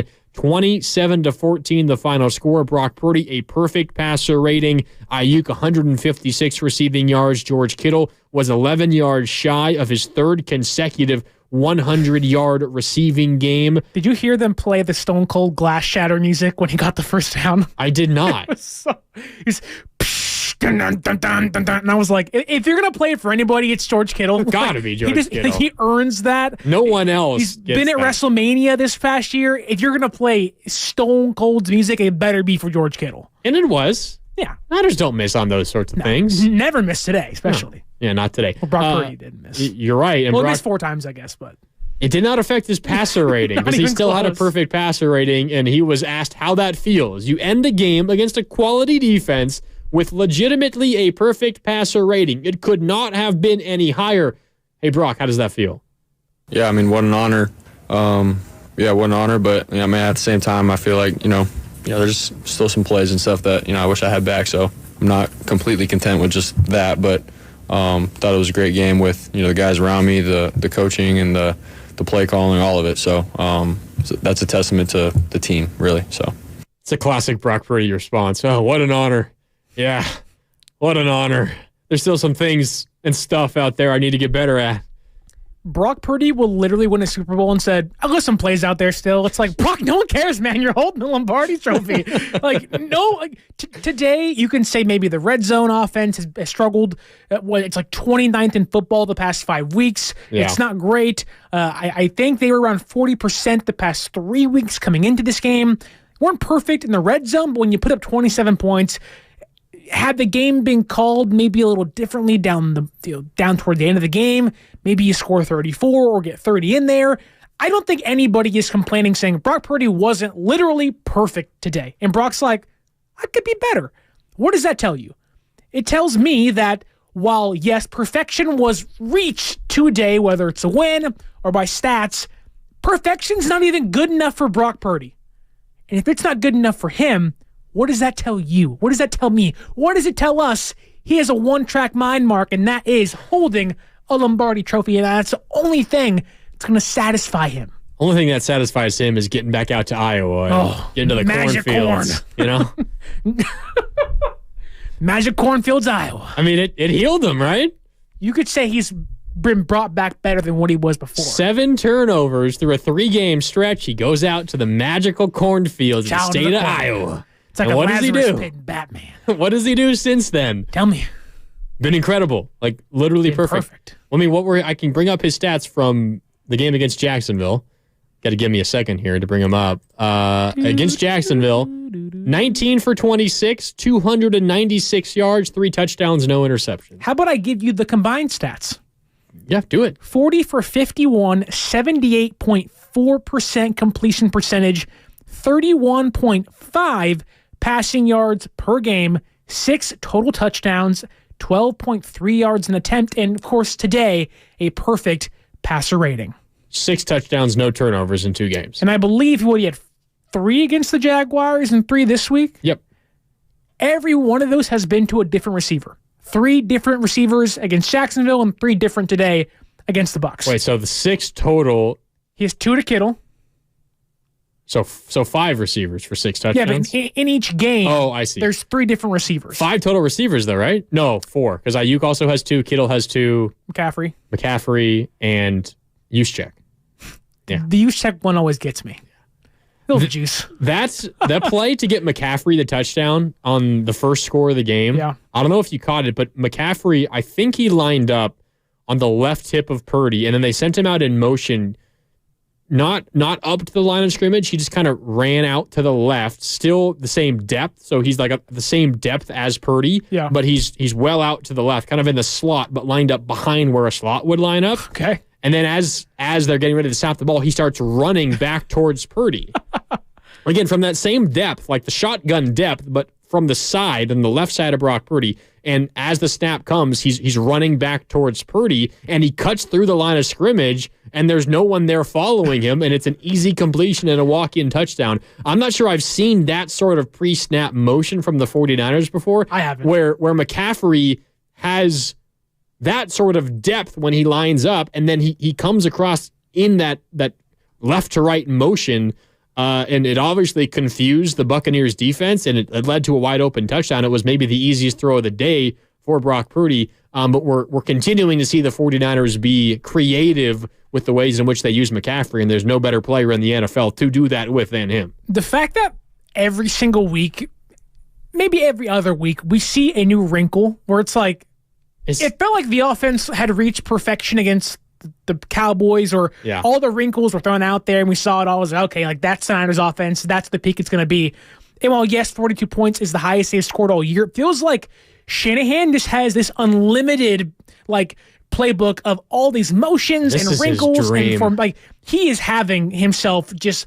I'm just imagining him sitting at the desk being like, oh my God, like, watch this, this licking his lips with the pen, going crazy. Like when his wife comes in and says, Kyle, dinner, he's like, get out of here. I'm making a new play, a new wrinkle. Get out of here, move. Like, McCaffrey going to be in the slot, behind the slot, to the right, to the left, do this, whatever. It feels like he's like a mad genius where he's pulling his hair out, but it's working all the time. So it's like, are we seeing the gray hair go away from Kyle? He's going to get younger because he has McCaffrey now on the offense and no Jimmy G and whatnot. Feels like Purdy's making his life, amongst many other players on this offense, so much easier. Whether it's deep throws or just simple crossers, he has almost limitless projections of what this offense can be. Well, I guess on one hand, it makes his life easier having all that talent and all the options, but it also maybe challenges him a little bit because there's so like many. Spider-Man then? With great power comes great responsibility. Well, I mean, there's so many different possibilities and things that you can try, right? Like if he didn't have McCaffrey, he just was running with Elijah Mitchell, and maybe he didn't have Deebo Samuel or like, okay, you got to run things a little bit more straight up. You can't try all these special, interesting, fun, new, creative plays, like, because your talent doesn't quite meet, the creativity. Like, when you have these weapons, obviously it's nice, and it's a fantastic problem to have, but I almost feel like it's a little more challenging as a coach, as an offensive play caller and play designer like Shanahan, because you have so many more possibilities in the first place. Like, you're right. I mean, it's like there's so many things in my brain. Like, I can't even get them all out onto the paper. There's so many things to choose from. Striving to unravel all of the possibilities for the Niners offense is more stressful than a limited quarterback and no Christian McCaffrey. Exactly, right? I mean, again, it's a good problem to have, but it almost, it makes more things work, which is a challenge for the quarterback or for the head coach because you have to figure out what things work the best. But when you have this group of offensive weapons, it may be a little bit more difficult to find out what works the best because you have so many more options than almost any other offense in the entire league. When it helps that your quarterback has a 157.3 passer rating over the last 2 games. In fact, the highest ever, and I mean ever. Since the QB stat was tracked in 1950. It's pretty good. So the past 2 games, Brock Purdy has the greatest 2-game stretch of play in regards to passer rating, literally of all time. Again, Mark, do you want to put your name next to the bandwagon that is Brock Purdy's elite? His last 2 games have been elite. Incredibly elite. Yes. Like, literally, you could not have asked him to be any better. Well, not according to him, but yes. Yeah, he thinks that. What does his head coach think? Here's Kyle Shanahan on his young quarterback, Brock Purdy, and his game today against Tampa Bay. Again, Purdy today, 21 for 25, 333 through the air, 3 touchdowns, no interceptions. Here's Shanahan on Brock. I thought he played real well. There was very few that he missed. Protected the ball extremely well. When there wasn't anything there, we didn't have any intentional groundings, and did a good job moving the chains also, especially at the end there on that keeper. And I thought he had a hell of a game.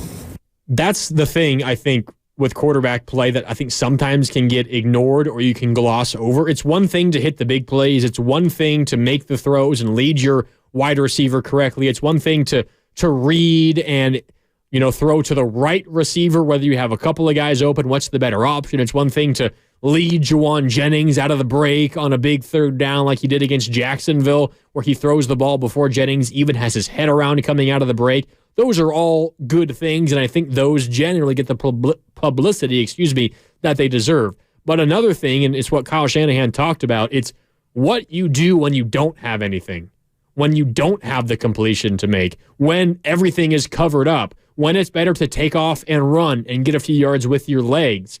And think back to the Bengals game when he threw that red zone interception when the Niners were trying to fight back from down a couple of scores in the 4th quarter, when there was illegal men downfield and he tried to throw it anyway and it got intercepted. It would have been better to just tuck it and run or get out of bounds and just lose a couple of yards. You live to fight another down. That was a mistake he made there. But the last 2 games, Sterling, not only are we seeing Brock Purdy make all the right throws and lead Brandon Aiyuk for a big gain, but when there isn't anything, he's not forcing it, and he's making the right decisions, whether it is to take off and run for a 1st down or just to throw the ball away out of the back of the end zone. Even the incompletions, the plays where you got nothing or not much, he's still making the right decisions in those moments. And it's almost as if Kyle Shanahan in previous years would have been reluctant to come out of the gates firing the football, passing it left and right, trying to find guys open for massive gains. But this year with Brock Purdy, and even last year to a certain degree, even more so this year now, I'm no longer surprised when Kyle Shanahan is just letting Brock Purdy let the thing rip. It's like, yeah, this makes sense. He's a weapon. He's playing so well. And in fact, in this game, I believe, it took until the 9-minute and 58 second mark for McCaffrey to get his first touch of the game. That's the longest it's taken all year long. And the Bucs had a drive to begin, or close to begin. Like, the Niners came out the gate saying, Purdy, be the guy. Lead the offense. We'll wait 4 minutes, 3 minutes to even let CMC touch the football. Like, they're openly, admittingly telling the NFL, we believe in our quarterback for obvious reasons. And Purdy's answering the call saying, I'll just play perfect. Like, if you want me to go out there and give you 3 touchdowns, I'll do it. You want me to go out there and get you a perfect quarterback rating, I'll do it. Anything you need me to do on the good side of things, I can do it better than good. I'll do it great. Yes, there are some throws you might miss here or there. There's a 3-game stretch you might say, don't love that. But he's bounced back literally perfectly. Talk about, the 3-game stretch where you got the world coming down and you're saying, what about Sam Darnold? You have certain people calling for backup quarterbacks. You had media members asking, hey, Kyle, did you ever think about benching Brock Purdy? Now, me and you know that's an asinine question to ask. But there are certain people having those questions for whatever reason they might be. That being said, Brock Purdy says all the questions you might have, all the reluctancy you might feel towards me, I'm going to go to the cornfields off the bye week, come back, get my juju back, and we're going to rock this thing, hold defenses to 17 total points, get 9 total sacks, 6 total takeaways, and we're going to put up in the next 2 games, 34 last week, 27 today, 61 total points in 2 weeks? Come on. Like, this offense is rolling on all cylinders, and there's still levels to go, knowing that in the past 2 games, the offensive starters didn't play the final 4th quarter or whatnot. In this last, 6 minutes was basically run. There are more points left on the board still. Purdy's playing great in between those spurts of, Darnold, take reps. Don't worry about it. CMC iced the game. Like, there's still levels to go here, and he's already playing perfect. Yeah, they didn't score in the fourth quarter. No, which is insane to think about. And they put up 27 points.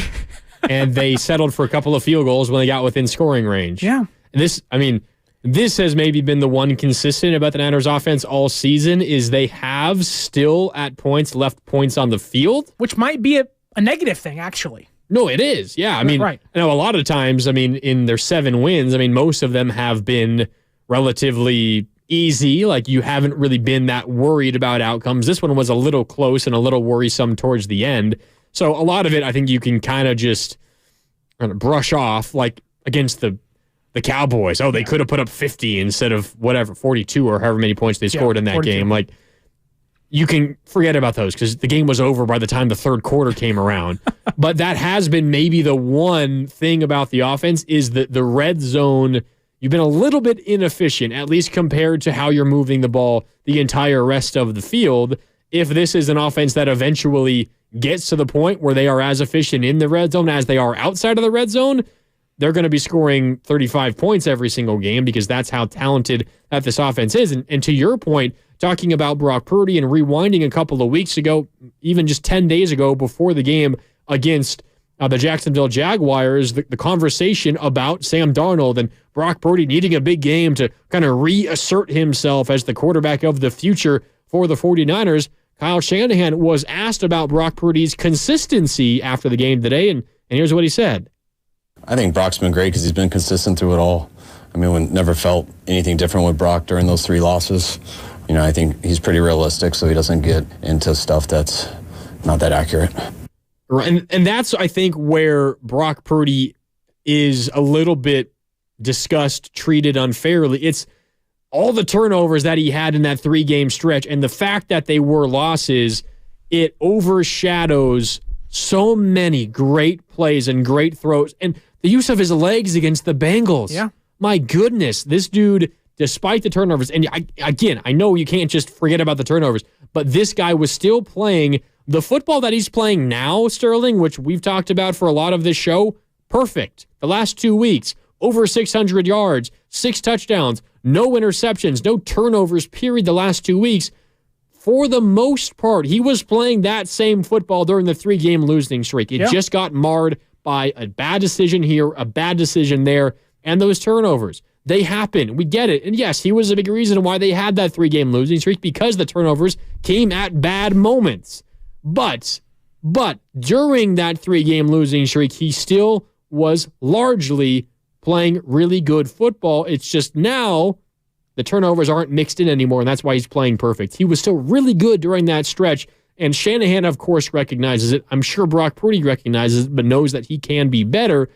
But I think that's where us talking heads, everyone else on Twitter talking about Brock Purdy, tend to overlook everything else that happened during that losing streak. Yeah, it's often forgotten exactly how good he was minus a play or two in each game.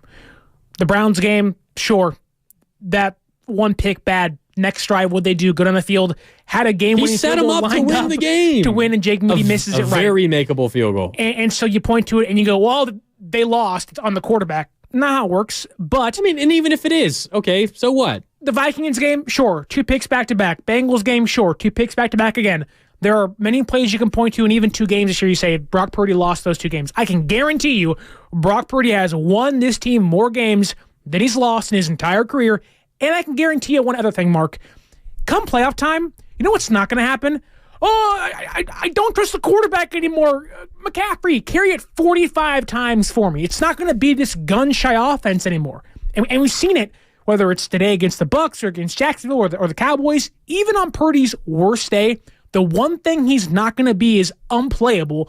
And other than that, he's going to be consistent. He's going to at least keep you in the game. Yes, he'll make a mistake. Mind you, he's just now played over 1 complete season of football. 18th start today. Like, come on, including playoffs. It's not as if Brock Purdy is a seasoned vet. He's just playing like one. In fact, he's playing better than most of them this year.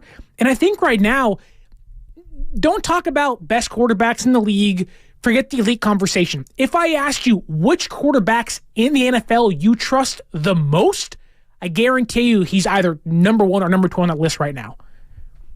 Why wouldn't he be? Is it Mahomes number one? I would assume so. Why wouldn't he be? He's won the MVP, 2 rings. I get that. But if there's a quarterback you trust the most in football, Brock Purdy has to at least be top 5. I trust him more than Tua, who played awful against the Raiders today.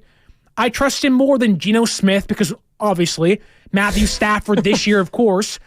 I trust him more than Jared Goff. I know Purdy's not going to throw 3 picks against the Bears. And Jared Goff's having a great year. But I trust Brock Purdy over him. It's not about who's better or who's elite or whatnot or ranking them. It's just about who do you trust.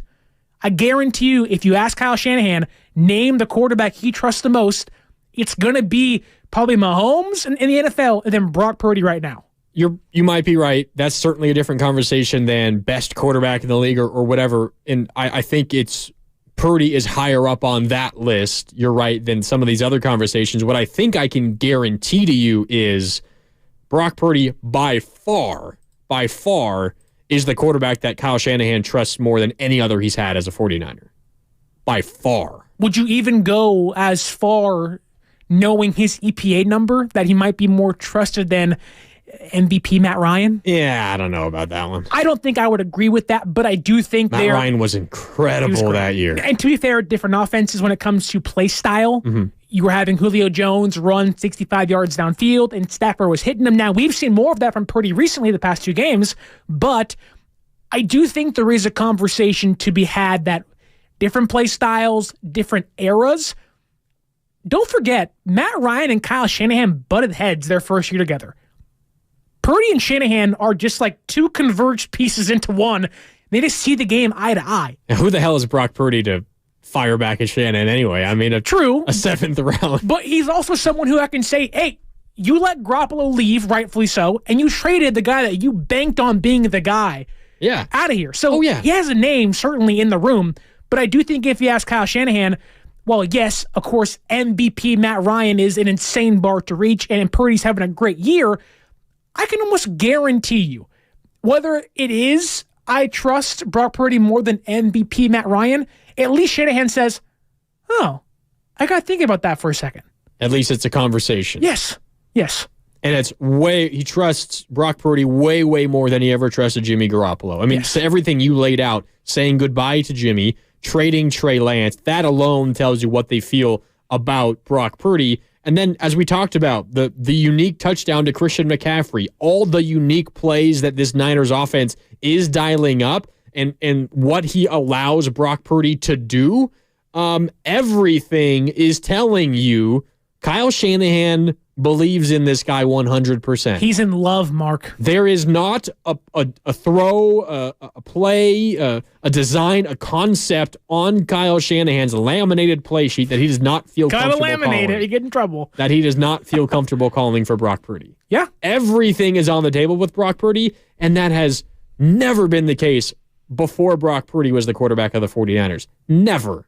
No. I mean, what was the complaint with Jimmy Garoppolo? One, okay, you have feelings about Garoppolo, not a great quarterback. Very attractive man. Like that too. Very jealous. But it wasn't the offense.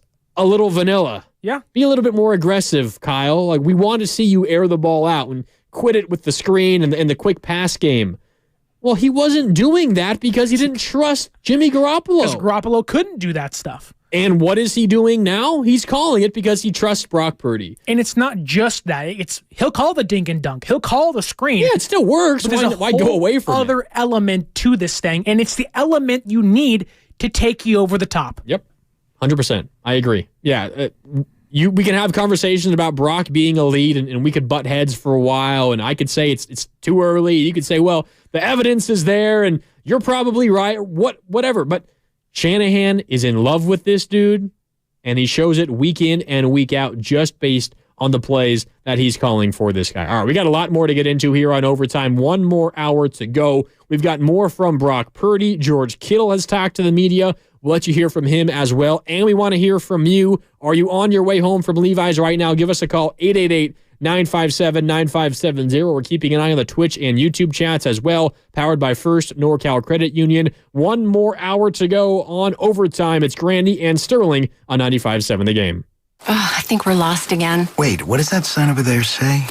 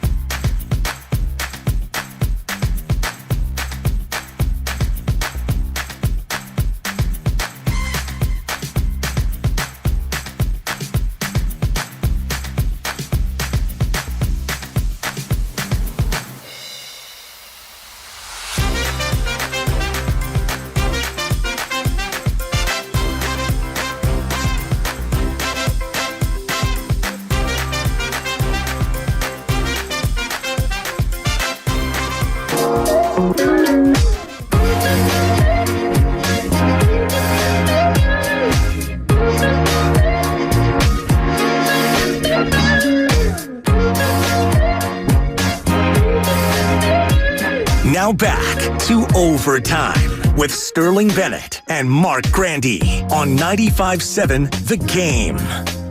1 hour left of overtime here on 95.7 The Game. That highlight you just heard, Joe Davis on Fox, the Ji'Ayir Brown interception with the assist to Dre Greenlaw's helmet as it bounced off of him in the forehead, high into the air and into the arms of Ji'Ayir Brown. Baker Mayfield targeting Godwin. Greenlaw was there to throw just a little bit off target, bounces off his helmet, and the Niners get a big turnover to help them come out with a win over the Tampa Bay Buccaneers. Final score 27-14. The Niners have now won consecutive games after losing 3 in a row. The bye in between the two streaks.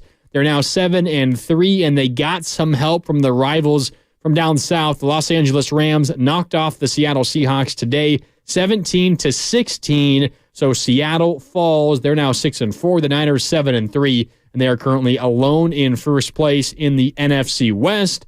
The only piece of bad news for the Niners today, Talanoa Hufanga left the game with what looks like a serious knee injury. Kyle Shanahan has said they are expecting or they are fearing a torn ACL. We'll know for sure tomorrow when they get some more tests done.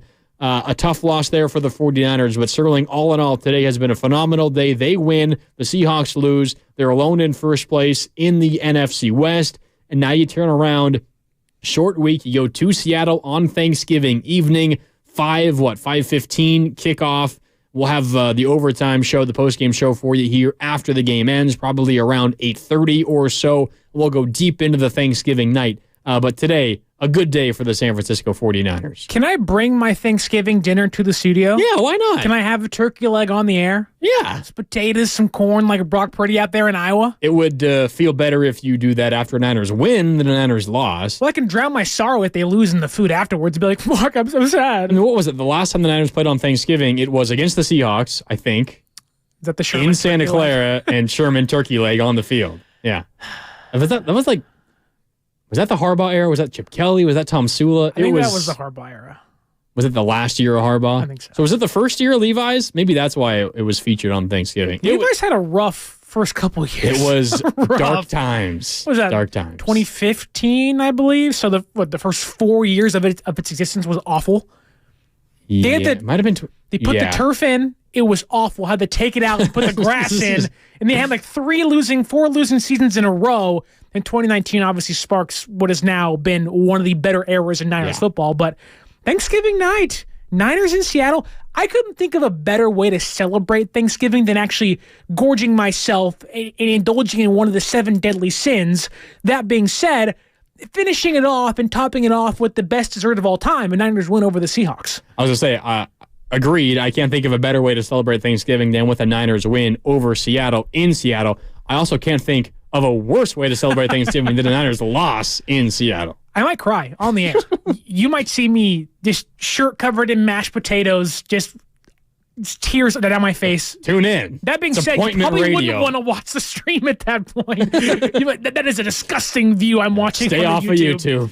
Yikes. But great win today. San Francisco goes to 7-3 on the year, 27-14 over Baker Mayfield-led Buccaneers. Another NFC victory, which does indeed help if there is a tiebreaker down the road. Yeah, good point. If it's the Lions or even the Eagles, maybe. San Francisco, I believe, this year is undefeated. Or no, only one loss against the NFC this year, that being the Vikings. They got 3 straight games in a row against the NFC coming up. It's a good chance to either extend the lead in the NFC West, at least get 3 wins against the NFC. And if you're lucky, maybe all things turn themselves around and we're having a conversation a month from now saying number 1 seed in the NFC, here we come. But Chiefs, Eagles tomorrow night. But that's a huge game for the Niners. Chiefs, massive Eagles. Game. You hope the Lions took care of business today against the Bears. They didn't. But if the Chiefs can handle it, and I never thought I might call myself a Swiftie for one night. I don't know if the rumors are true, but apparently she's not going to be in attendance tomorrow. That's bad news for Travis Kelce. Have you seen the splits? I have not. With Taylor in attendance and without Taylor in attendance? Kelce's like the best receiver in the league when she's there and like averages 40 a game when she's not. So my fiance went on to the Eras Tour concert, and when I tell you, she told me she cried, and I was like, what are you talking about? Then I sat back and said, I think your relationship with Taylor Swift might be mine with the Niners. I cried when they lost to the Ravens in the Super Bowl. My mother had to console me in the fam. I'm sitting there, Mom, I can't believe we lost. Oh, my goodness. She's like, it's okay, honey. It's okay. It was such a bad When night. they lost against the Seahawks and even against the Chiefs, coming back to the studio here to work the postgame show afterwards, I'm sitting here like, I don't want to be here. I'm angry. I'm mad. But I tell you what, a win today and a win against the Seahawks next week on Thanksgiving. Oh, we are going to party. Yeah. Eras Store style. We're talking fireworks and wardrobe changes, food all over the place. We're going to go crazy. Wardrobe changes. You will see me we're going to go nuts on 95.7 The Game. All right, it's Appointment Radio. Don't miss it. Thanksgiving night, overtime with myself and Sterling. We got you covered, win or lose for the Niners against the Seahawks coming up in a handful of days. Right now, though, we are reacting to the Niners win over Tampa Bay, 27-14. We got to play something from Brock Purdy. He was asked if he wanted to prove something after the team's 3-game losing streak, kind of what we were talking about. He's been doubted. People saying Jacksonville last week was a huge moment for him because he needed to reprove that he is the quarterback of this team for the future. We'll get to that in just a little bit. You want to hear his comment there. But first, let's go back to the phone lines here on 95.7 The Game. Up first is Sanjay Ray in Santa Clara. You're on overtime here on 95.7 The Game with Grandy and Sterling. What's up? What'd you think of that Niners win today? Yeah, I thought that was pretty good. Okay, we couldn't do nothing against the screen, but, Brock Purdy looks like a world beater. And Brandon Aiyuk, he's proven to be a top 10 receiver. So that's pretty good. Yeah, Sanjay. Top 10? Wow. I mean, Aiyuk was really good today. Top 10 in the entire league, though? Aiyuk's had an interesting season because he had the first 2 touchdowns of the year against Pittsburgh. He absolutely dominated. I remember because, of course, I was playing him in fantasy, and he had 2 touchdowns and like 100 yards in the first half, and I wanted to cry, even though I was very happy that Niners got off to a big start. But then he did not have a touchdown until last week. Yeah. He went from week 2 all the way through the bye week, week 9, without a touchdown. Had a touchdown last week, had another this week. Yeah, it's hard for me to, and I wanted to. He was having a great year to begin the season. It was like, okay, like we are seeing someone who wants to get paid. He knows his worth, and he's proving it every single week. When you don't have Debo and Trent, the whole offense struggled, mind you, but it's also hard for me to sit here and say you are a top 10 receiver, but only that when Debo and Trent are on the field. So, yeah, week 1, he had 8 for 129. He's had some good games there without touchdowns. Arizona in week 3, he had 6 for 148. He had 9 for 109 and a pass-heavy attack in the loss against Cincinnati. He had 4 catches for 76 yards against Cleveland in that loss. He's had some big games despite not getting into the end zone. He has 675 yards now through the Niners' 10 games. He's on pace to get over 1,000 for the second consecutive season. But it has kind of been an up and down season in terms of him getting into the end zone. And you're right, the statement that he made week 1, you felt like, this guy's going to get double-digit touchdowns. He's gonna like challenge some Niners, I don't know, franchise numbers, not necessarily records, because Jerry Rice, of course, owns every single record in the book. But he's going to put himself up there with some of the elite receivers that this franchise has ever seen. And they've seen some incredibly good wide receivers, Owens and Jerry Rice. Oh, that's battle. He's certainly up there in that group. Yeah. Braylon Edwards. Oh, my God. But you thought that was what was coming. And while he hasn't been bad by any stretch, it hasn't been that good. But it seems like he's getting back into that rhythm once again with Brock Purdy. And we talked about it earlier. When he is able to create that much space over the middle consistently, he just makes things so much easier for the rest of the offense. And you can maybe credit his big games to defenses worrying about McCaffrey and Debo and all that. That's certainly part of it. But he is clearly an incredibly talented wide receiver. I would probably disagree with our caller Sanjay because the consistency just isn't quite there just yet. I think he has the potential to be top 10. I do wonder if, while this offense, the best scheme in the entire league, I do wonder if Aiyuk played elsewhere, would he already be top 10? Like, if he was another team's number 1 bona fide, no question receiver, take Kansas City, for example. I'd hate to see that, but you give me Aiyuk and Mahomes, I mean, we're talking night. He's top 5. But now he's on San Francisco, which it's more of an all-around, let's kick you in the butt kind of system. We're just going to stomp your face in the mud and say we'll beat you from every single angle. Where Aiyuk it'll be this guy one day and this guy another. Right. And we've seen that the past 2 games where you have Kittle has 2 touchdowns, Aiyuk has a couple, Juice, and now McCaffrey. I do wonder that when the offseason comes and somebody has to get paid, I know Aiyuk has the big paycheck, and it's a long ways away. There's going to have to be a conversation of, do you pay Chase Young or do you pay Brandon Aiyuk? I hate that, and at the same time love that because we have that much talent.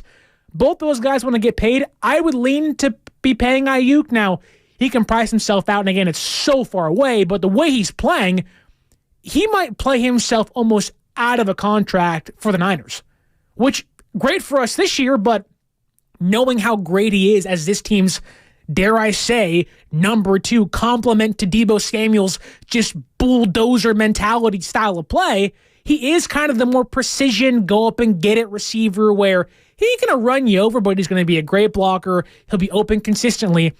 You don't want to lose that knowing Danny Gray's kind of in the doghouse. Ronnie Bell can't get reps. Juwan Jennings also a free agent. You could argue they may have to let other people go to retain Brandon Aiyuk, and he may be the most important piece that's a free agent this year. That's the biggest decision looming for the Niners coming up is, do they pay Brandon Aiyuk? Do they pay someone else? What do they do? That's certainly a decision coming, and it's probably going to have to happen this offseason. All right, let's go back to the phones here on Overtime on 95.7 The Game. We do have that Brock Purdy sound to get to, but up first, Dre in Lemoore. Dre, you're on overtime with Grandy and Sterling. The Niners knock off Tampa Bay today, 27-14. Dre, what stood out to you from this Niners win? Hey, thanks for taking my call. I got to take on Brock Purdy, but first, can I give my 2 cents on Aiyuk? Yeah, go ahead, Dre. I think he is the best, precise route runner on the Niners. It's obvious. I think he's the number one, where Debo's the number 2. But Debo has that bulldog mentality where he runs people over. He can take a short one and take it all the way. And today, Aiyuk is the first time he showed me breakaway speed. I've seen him get in the open, but I've never seen him break away and get that. So I'm with you guys. I hope we can sign him and Young in the offseason. Maybe Young will take a 1-year deal. I mean, that would be ideal, Dre. Yeah. I think it depends if you're arguing about the Aiyuk, Debo. It depends how you define like number one receiver. Aiyuk is the better prototypical wide receiver because he's an elite route runner, one of the best in the entire NFL. He is precise, as Dre said. His footwork is incredible. But Deebo Samuel impacts the game in a more unique and, exciting way. He's the better weapon. Deebo is the offensive weapon, number one on this team. And even if, today, like the numbers, the touches weren't there for Deebo Samuel. He had what? He had 4 targets, 3 catches for 63 yards, and had 1 carry and went backwards on that one. Just because Aiyuk's outshone him today in terms of yards and touches and touchdowns, that doesn't mean that he's necessarily the better weapon. But it just depends how you define number one receiver. And for me, it's just semantics. Doesn't really matter all that much. Right. But it is clear that both of these guys are very important weapons to the offense, and why the decision coming up for the Niners in the offseason is so important. And I think kind of a difficult one to gauge because Aiyuk and Deebo both do things in an entirely different way, and they almost fit perfectly because they, as a whole, increase the skill set of the offense. You have Deebo who can beat you on the ground, and in some of these more trick play kind of things, you have end arounds and reverses, and Deebo taking a simple pass to the flat and breaking 7 tackles for 40 yards, and you have Aiyuk who's wide open over the middle 24/7. You just have, when you have as a defense to try to contend with both of those possibilities on the field at the same time, it makes it that much more difficult. So for me, it's kind of hard to evaluate because the presence of one makes the other better, and vice versa. It's almost like the anti-Anquan Bolden and Michael Crabtree, where like both those guys were kind of the same, although Anquan was so much better than Crabtree in my opinion. Whereas, again, those guys were over the middle, just middle of the field kind of, not even yak guys, just like over the middle kind of dogs. Whereas Deebo will run right through you in the backfield. Aiyuk will crush you on a cross over the middle, and then he'll also get you for a 76-yard touchdown pass, where this team, well, those Niner teams with Harbaugh and Kaepernick and Gordon, those guys were much more a Vernon Davis, Frank Gore-led offense with Crabtree and Bolden kind of being complements to the offense. It feels as if this is by far, and I think it shouldn't even be a question, the best Niner receiving core, or at least top 2 guys since Rice and T.O. And I also think that I agree. They're the most explosive receivers we've had since then, and I think they're utilized in a way where you can argue that Deebo really isn't a receiver. He is by position, but really isn't utilized as one most of the time. Like if you told me, and I didn't know Deebo Samuel was, he plays running back, I go, yep, that makes sense. Hey, he plays tight end. Yep, that makes sense. Hey, he plays receiver. Yep, that makes sense. It feels like he plays positionless football. And Aiyuk's like, I'm just a really good receiver who does everything well. The only thing I don't do well is scoring touchdowns outside of the 4 games I scored one this year. But besides that, Aiyuk has been great this year. And it's gotten to a point where I think you can almost match up, like going into this game, any team that plays zone coverage, I say, yep, that's an Aiyuk game. That's an Aiyuk game. Because if you're going to play soft zone, he's going to dice you up. And you're going to have times like today where he has 5 for 156 and 1 touchdown. Like, if you play soft zone, at least one player on this team is going to crush you, and his name is likely going to be Brandon Aiyuk. Yeah, and he's turning into one of Brock Purdy's favorite weapons, and I've been teasing this sound that I want to get to. Brock Purdy was asked about the 3-game losing streak and some of the talk that was kind of encircling him. There was the question that you mentioned towards Kyle Shanahan, if he would ever think about, or when do you think about bringing in a different quarterback and trying someone else and all of that. Brock Purdy was asked if after hearing that talk, after the 3-game losing streak, if he wanted to prove something to himself, to anyone else. Here's what the quarterback of the Niners had to say. I was more upset with not even like that we were complacent or anything, but almost like, we're just going to walk into the game and it's going to be given to us in the sense. Like, I had to get back to, man, we got to go take it. We got to go earn it every single game. It doesn't matter who we're playing. It's the NFL.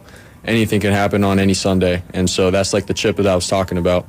And so sort of getting back to that, and then proving myself every drive, every play, that I can be the guy for this team, and I have to earn it every single week at practice and meetings, whatever it may be. So that's the mindset of what I was talking about. And, yeah, definitely more in tune to being detailed and stuff the last couple of weeks and finding that chip again. So I guess it's good to learn those lessons late October, early November than later in the year. That's kind of what it felt like. The team, not rest on their laurels, but they got a little bit complacent. They were 5-0. They were riding high. They just absolutely eviscerated one of the better teams in the NFC, in the Dallas Cowboys, whether or not you agree. I don't care. They are one of the better teams in the NFC. Yeah. And they've played great since then, the Dallas Cowboys. Do they share the same record now? I think so. I think they're 7-3. Yeah. They're not in first place in their division, of course, because the one-loss Eagles are up there. No. Well, we Niners fans should have wished they were a little bit closer to the Eagles. It might be tomorrow night. They might. You never know. I hope. But that lesson, I think, that the Niners learned, it's the same thing Fred Warner said after the Jacksonville game. Like, we learned our lesson, right? Yeah. Maybe you're a little bit concerned that was a lesson that had to be learned. You've been there before. Why were you even resting on your laurels or just thinking you had it in the bag in the first place? But if you were to learn it at any point, I guess it's better to learn it, week 8, week 9, week 10 than week 13. And look, this team, and they admitted it themselves, they forgot how to lose. They didn't know what it felt like to lose. You lose a game. To even be pressed. Yeah. And then you start to spiral a little bit, and you're like, we don't know what this is like. And then all of a sudden, you're sitting there, we have 3 games in a row we've lost, and now we have bye week. Like, we have to get things right. And again, the past 2 weeks, you've given up 17 total points. You have, 9 sacks and 6 takeaways. Your defense, outside of defending screen passes, seems like it's fixed. Now, again, you've lost. You're starting all-pro safety in Tauno Hufanga for it seems like the entire year. That's a huge blow. How can you respond to that now? Is it Ji'Ayir Brown? Is it George Odom? This team's journey to getting a Lombardi trophy hasn't been easy so far. Now, again, they're 7-3, a long way to go. Their toughest stretch of the year coming up the next 3-4 weeks. But there are still many questions to be answered. How do you respond to Hufanga getting hurt? Who takes his spot? Who steps up? Can the offense continue to score 27-plus points a game? Can you get McCaffrey 100 yards again next week? Like, you have a divisional opponent next week. Those games are never easy. Yeah, we can clown Seattle. I'll do it all the time. I will take every chance I can get to clown. You better hope that the Seahawks don't win on Thursday, Sterling. I will take every chance I get to clown Pete Carroll's gum-chewing mouth on the air. Because that guy, it bothers me when he's smacking that gum. It's like, dude, please spit it out. Please spit it out. That being said, divisional games are always tough. Seahawks always come to play against the Niners. Even when this team's riding high, you always fear, there's Seattle week coming up. This team is going to go through their gauntlet the next 3 weeks. How do you respond? Again, who do you trust? I trust Brock Purdy. I trust this team. And even if they just beat Seattle and lose to Philadelphia, so what? You're undefeated in the division still. 1 game, 2 games closer to clinching it. And at that point, all you got to do is get in, fight for the 2 seed, and just hope you play Philadelphia to smack them again come playoff time. Yeah, next 3 weeks. Seattle, Philadelphia, Seattle. Yeah. We're going to learn a lot about this team. And, who are they? What are they made of? And what what could be in store for them in the playoffs these next 3 weeks.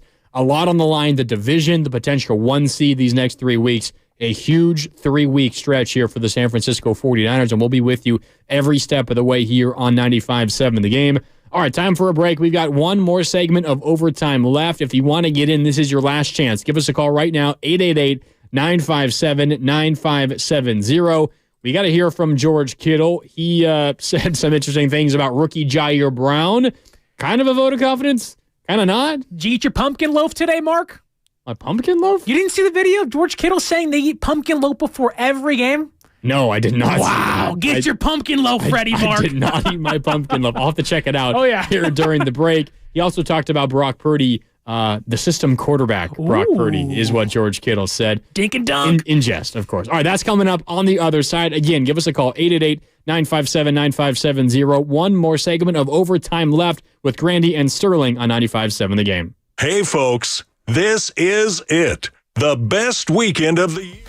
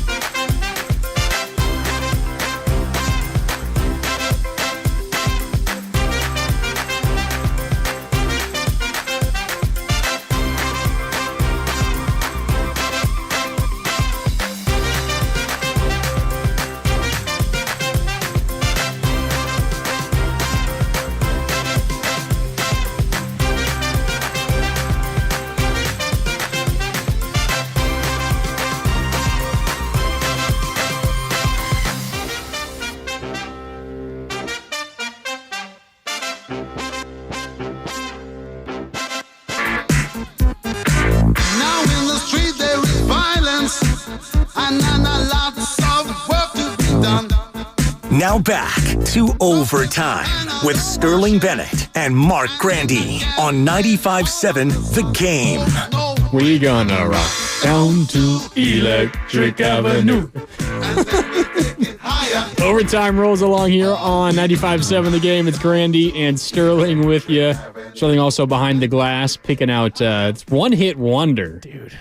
Pineapple Express. That's how I know it. Great song. Great song. Electric Avenue, for those of you, you can probably hear us by our beautiful voices singing on YouTube. Probably couldn't hear the music. But I have a voice of an angel, Mark. Oh, yeah, you do. I'm the songbird of this generation. You might be going a little bit too far there. Great song, great song. All right, we got one more segment left of Overtime here on 95.7 The Game. It's Grand. Chris gave me a look and said, no, you're not. Stop it. Stop it. Oh, Chris. Brock Purdy might be the songbird of this generation, though. He throws a beautiful ball. Ooh, we'll put it that way. It's a beautiful birdie. Yeah. What do you mean, He's perfect today. I don't know, Brock Purdy. He was really good today, but I'll tell you what, Sterling. Tell me. George Kittle. Does he think he's a system quarterback? Woo. Here's what he said. Yeah, system quarterback, right? It's crazy. Just a guy who, another guy who's just taking advantage of his opportunity. Brock's fantastic. The way that he, shows up every single day.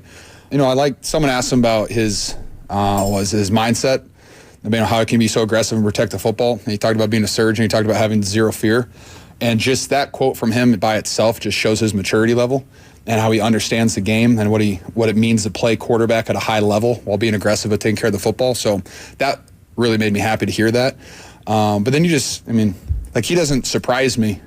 He does that every single week. He does it every single day.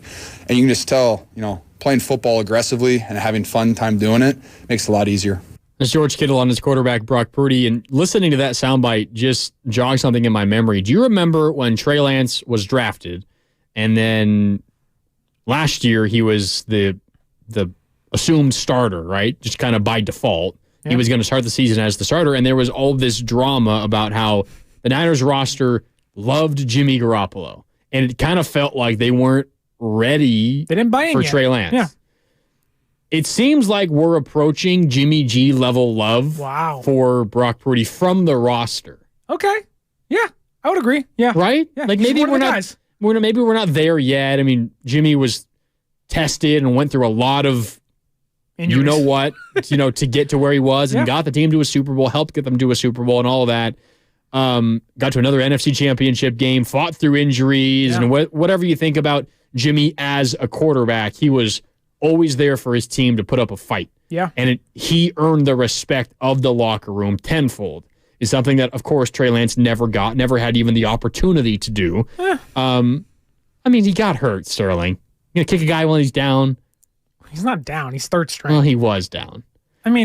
But on the ground, yes. My point isn't even about Trey Lance. It feels like we're getting to that point with Brock Purdy where he is nearly as beloved in the locker room as Jimmy G was. And that's not an easy task. No. Because Jimmy G was everyone's best friend in that locker room. Dabbing him up. What's up, bro? Come to the birthday party. Hang out with the ladies. And how many times would Kittle show up to a post-game presser with the Garoppolo shirt on?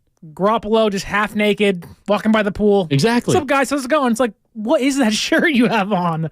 But I think you're right that we are reaching, like you said, Jimmy G levels of love from this Niners team about Brock Purdy to Brock Purdy, where he feels like he's one of the guys. But I can also say that, and to give my mother credit, and keep in mind, she does not like football.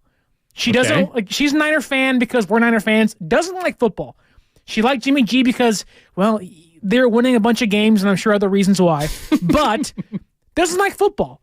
The minute Brock Purdy stepped on that field, she goes, "Yep, that's the guy." And I was like, "What are you talking about? It's one game. He's skeptical, whatnot. No, it's still Trey Lance, whatever."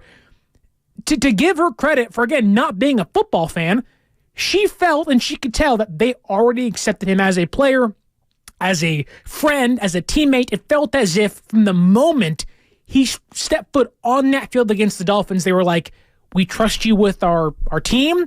We trust you with our life. And right now, we're going to trust you to lead us to victory." And they bought in completely to him. Well, there were all these stories coming out in the offseason, and I was kind of, after the year that Purdy had to close last season, I was kind of waiting for these sorts of stories to come out. Like, when did the excitement around Purdy really begin? Yeah. I think it was Shanahan on the Tim Kawakami podcast, the TK show, during the offseason. And he was just asked about the quarterback situation. It was awkward last offseason with Trey Lance and then Jimmy G practicing on a side field and then coming back. And you draft this guy, Brock Purdy, who you really don't expect anything from. And then he wins your third string job over a guy that you signed and gave guaranteed money to. Yeah. Like, when did this Brock Purdy is actually something begin?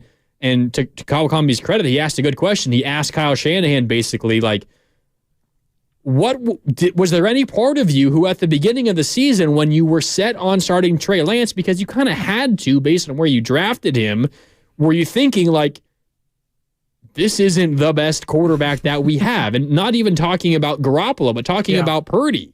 And Shanahan basically answered like, yeah, I did have those kind of doubts, but I can't possibly make that decision because you haven't seen it out on the field. Yeah. And if your decision is between two guys that haven't done it on the field, you're going to go with the guy who you drafted third overall to be the franchise quarterback of the team, kind of by default, right? But those doubts were in Shanahan's mind even before last season started, before Purdy took a snap in the preseason. Could you imagine had Kyle Shanahan just outright started? Oh my God, he might have been fired. Purdy was handing the ball off the wrong way in preseason games. He's like, yep, that's starting quarterback over Trey Lance and Jimmy. He legitimately might have been fired, even if it was the best football decision.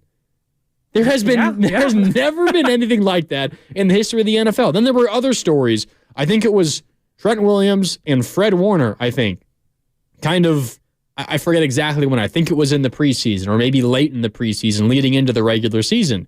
And they're talking about Brock Purdy, and I think Brock overhears them, and they're like, yeah, this Brock guy, man, like, I can't wait to see what he can do out on the field. And that was before he even took a snap in the regular season as a Niners quarterback. Like, this was something that, of course, caught all of us off guard when it happened. You mentioned the injury against the Dolphins, and he came in and lit him up, and his first career start against the greatest quarterback of all time, Tom Brady, and he passes that test. Then Thursday Night Football with a broken rib against the Seahawks, and he passes that test. That surprised all of us, but it probably was surprising to a certain extent to the Niners and to the team. But this was something that they, of course, saw well before us. And I think as a result, kind of the belief, the trust in Brock is deeper on the team because, of course, they've seen it for so much longer than we have.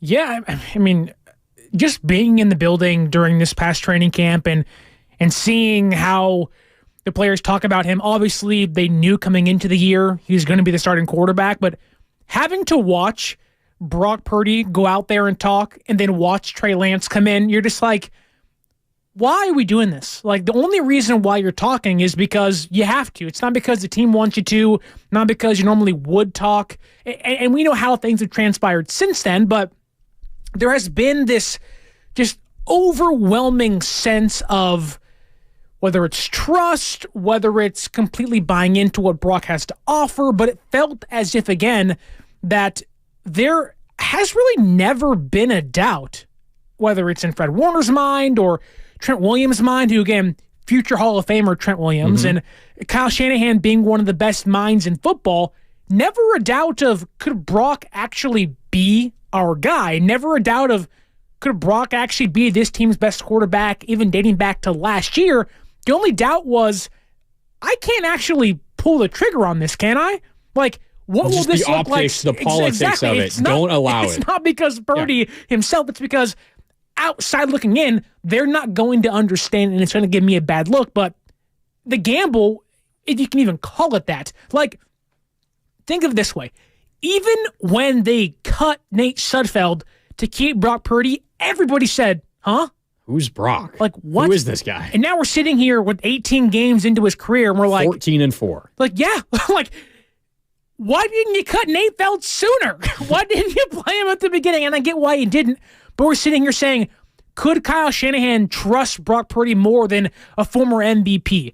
If you asked and polled 32 head coaches in football, I guarantee at least 5 would say, yeah. Or most of them would say, yeah, Brock Purdy's in my top 5 quarterbacks I would trust. We watched Justin Herbert go Ducks. I get it, Mark.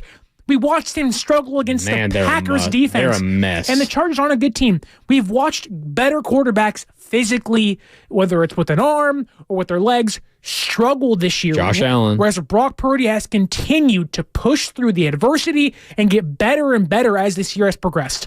Yeah, I'm with you. I agree. And it's really interesting to see how this story is going to continue to develop because obviously the 49ers have one goal, and it's to win a Super Bowl. And for Brock Purdy, that is something that no one ever thought would be possible. I'm sure he didn't even think that it would be possible when he was drafted, even before he was drafted, even after he was drafted, when he was the third-string quarterback entering his rookie season. All right, we got a little more than 10 minutes left on overtime here on 95.7 The Game. We have to give out game balls at the very end.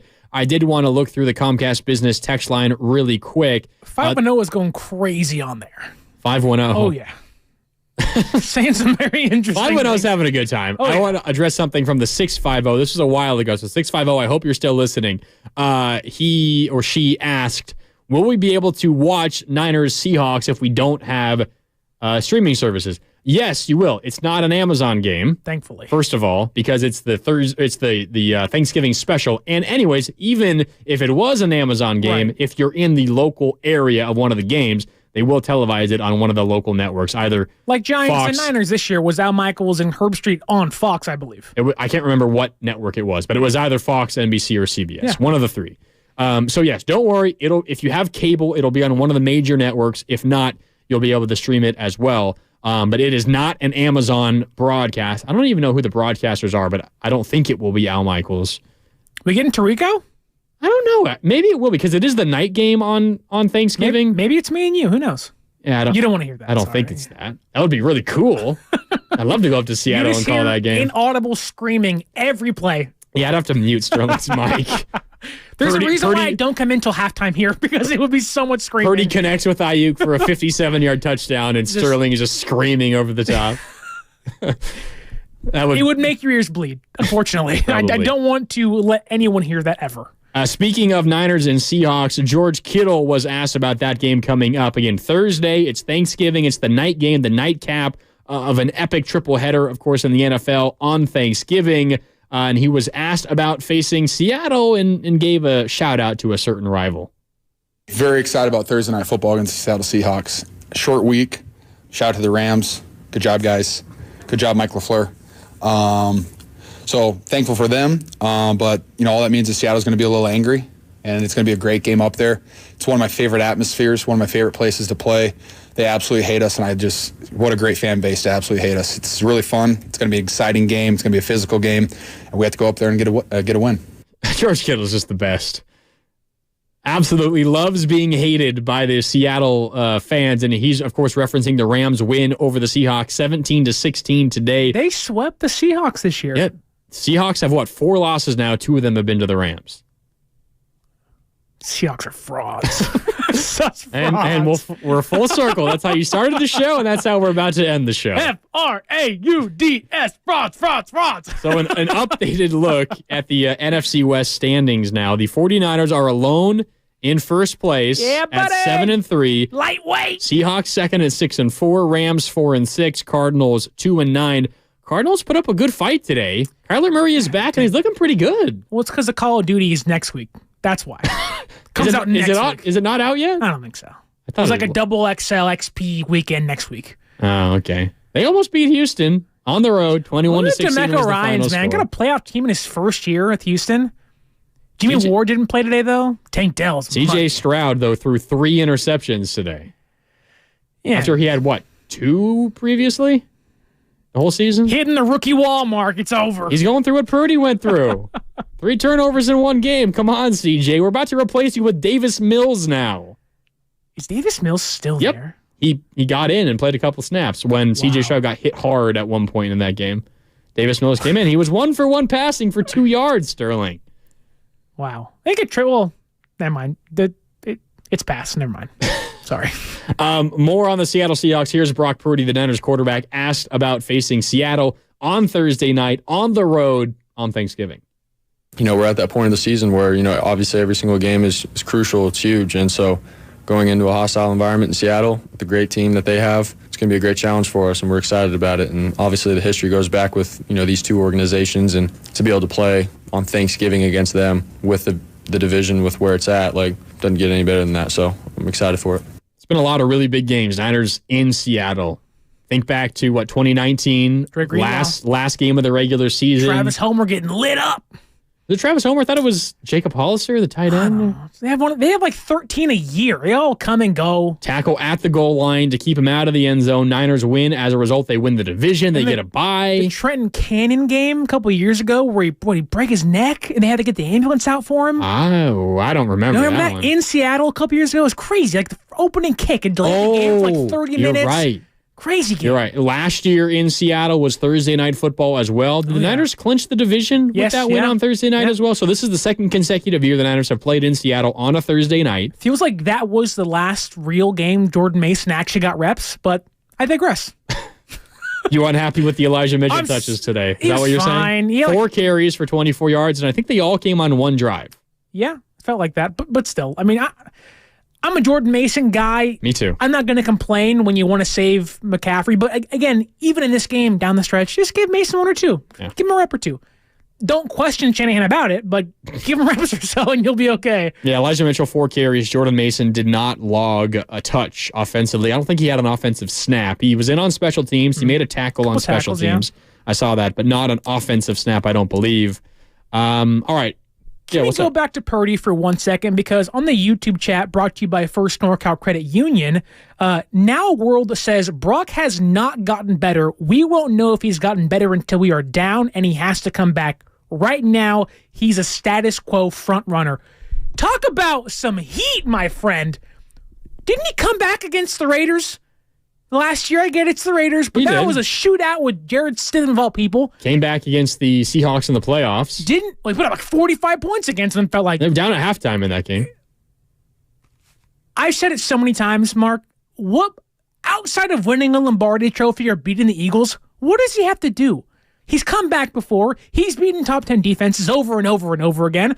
He's won shootouts with bad quarterbacks with the Raiders. He's beat Seattle on the road. Like, when Jimmy G beat the Seahawks in 2019, I said, this feels like the first quarterback to beat Seattle on the road in my entire lifetime. That felt like winning the Super Bowl. It was the biggest sigh of relief, oh my goodness, finally we're won over in the Seattle. Hump. And Brock Purdy goes, first try, no problem, and does it like it's nothing.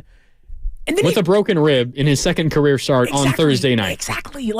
I get it. People want to see him come back against the Chiefs or the Dolphins or the Eagles. Why do we need to see that? I'd rather see him to be out front the entire game and not have to deal with it. I get you want to see him quote-unquote battle-tested, but to call him a status quo front runner after being perfect today? Come on. Being perfect through almost 2 games in a row? Come on. What are we doing? I think the argument that Now World is making, again, on the YouTube chat powered by First NorCal Credit Union, get over there and you can take a look. A lot of fun chatting going on over there. I think the argument that he's making is more about the offense as a whole, as opposed to just Brock Purdy. What's the stat? Shanahan, when trailing in the fourth quarter, is 0 and whatever. First of all, almost every head coach in the NFL, every team in the NFL, if you're trailing by a decent amount in the fourth quarter, you're going to have a terrible record. It's just what happens. He just responded saying, now you're proving my point, searching from games from last year. So you want just to use this year? Do you only use 1 year to prove that the greats are the greats? No. You look over their entire discography, right? You look over their entire career and say, wow, they were great in this year and that year and the other. And again, no one's saying Brock Purdy is elite. Well, I am, but no people are saying that Brock Purdy is better than Mahomes or whatnot. But you're asking through 10 games to say, when does Brock Purdy ever come back? Why does it matter? All of the games they've won, they've been ahead by a ton. They put up 42 against then the number 2 defense in football. They annihilated a good Jaguars team that had the 3rd best defense in football. Why is there still the need you have to prove it to me still? Prove what? Yeah, I get you. But I also think this argument, I think, is a little bit more. I think it's a little bit misplaced by Now World. I think it's more about the offense as a whole because the system that Kyle Shanahan runs, it's based on confusing defenses and making the run look like the pass and making the pass look like the run and doing so many things out of the same motion, out of the same formation. And when you're down by 14 points in the fourth quarter, guess what? That confusion, that misdirection, that motion, when you're trying to make this pass play look like the run play you ran in the second quarter, guess what? The defenses aren't expecting a run. And they aren't biting on that stuff anymore. And as a result, they're able to just kind of play you one-dimensional. And I think to Now World's point, when the Niners have to go one-dimensional on offense, it's less of a knock on Brock because it's been the case for every quarterback that Shanahan has had as a 49er. Yeah. They have struggled in that regard. Now, I would argue almost every team struggles in those instances. There are the Mahomes and the Burrows when he's healthy that can overcome those sorts of things. But generally speaking, that's kind of just how football works. If you're down a lot in the fourth quarter and defenses know you're throwing the ball, guess what? It's going to be more difficult to throw the ball. So for me, I get Now World's point, but I think it's more about the system that Shanahan runs as opposed to his quarterback by itself. I'm not trying to come down Now World's road, but it does feel like maybe the need for Purdy to prove is more so of Shanahan needs to prove. I think so, yes. Not Purdy. It's Shanahan's system needs to prove it can withstand being down late, not exactly Brock Purdy's play. I agree. All right, we have just like 2 minutes left here on overtime, so we got to quickly run through keep it rolling, our game balls. Our game balls here to wrap up overtime. I'm feeling the holiday spirit, so I'm going to let you go first, Sterling. Who's your first game ball going to? I'm going to give it to Brandon Ayuk. 5 catches, 156 yards. I shouldn't have let you go first. Probably his best game of the year, maybe second best game of the year besides week number 1 against the Steelers. 31 yards per catch. I mean, my goodness, this guy was a walking 3 first downs per catch. He was incredible today. Again, 76-yard touchdown pass. His best game of the year, in my opinion, by far. Yep. All right. I'll pick the other obvious one offensively. It's Brock Purdy, a perfect quarterback rating, 21 for 25, 333 yards and 3 touchdowns. Did not turn the ball over. You say Ayuk's best game of the year. I think Brock Purdy's best game of the year. He was incredible. Perfect. Now, over 600 yards and 6 touchdowns, no turnovers in his last 2 games. He gets my game ball. Do you have someone to give a game ball to on the defensive side, Sterling? How about Ji'Ayir Brown? Stepping up when you need it most. I mean, why not? Stepping up when you need it most, getting cooked by George Kittle in practice. Per Kittle himself makes him tougher and hardens him for the real-time games, real-time plays. A big pick to seal this win. Ji'Ayir Brown, defensive game ball. Good one. I like that. I will go with the defensive captain, Fred Warner. Led the team in tackles, had another forced fumble, 2 passes defensed. He's the only player in the NFL with at least 3 interceptions and 3 forced fumbles this season. He is barreling towards another All-Pro season. He was phenomenal today. One of, if not his best game of the season as well. All right, that'll do it for overtime today. The 49ers knock off the Buccaneers 27-14. The Niners have responded to their 3-game losing streak with a 2-game win streak, and they'll try to make it 3 in a row on Thursday, Thanksgiving night, up in Seattle against the Seahawks. We got your pregame coverage beginning at 2 all the way until kick just after 5. And then Sterling and I have you covered after the game for overtime, as always, on Thanksgiving night. Hope you join us then. Until then, for Chris O'Connell, getting us all that sound and the highlights throughout the day, thanks so much to Chris. For my partner, Sterling Bennett, my name is Mark Grandy signing off. Thanks so much for tuning in all night long. The Niners knock off the Bucs 27-14. They're now 7-3 and alone in first place in the NFC West. Thanks for listening on 95.7 The Game. We're gonna rock down to Electric Avenue, and then we'll take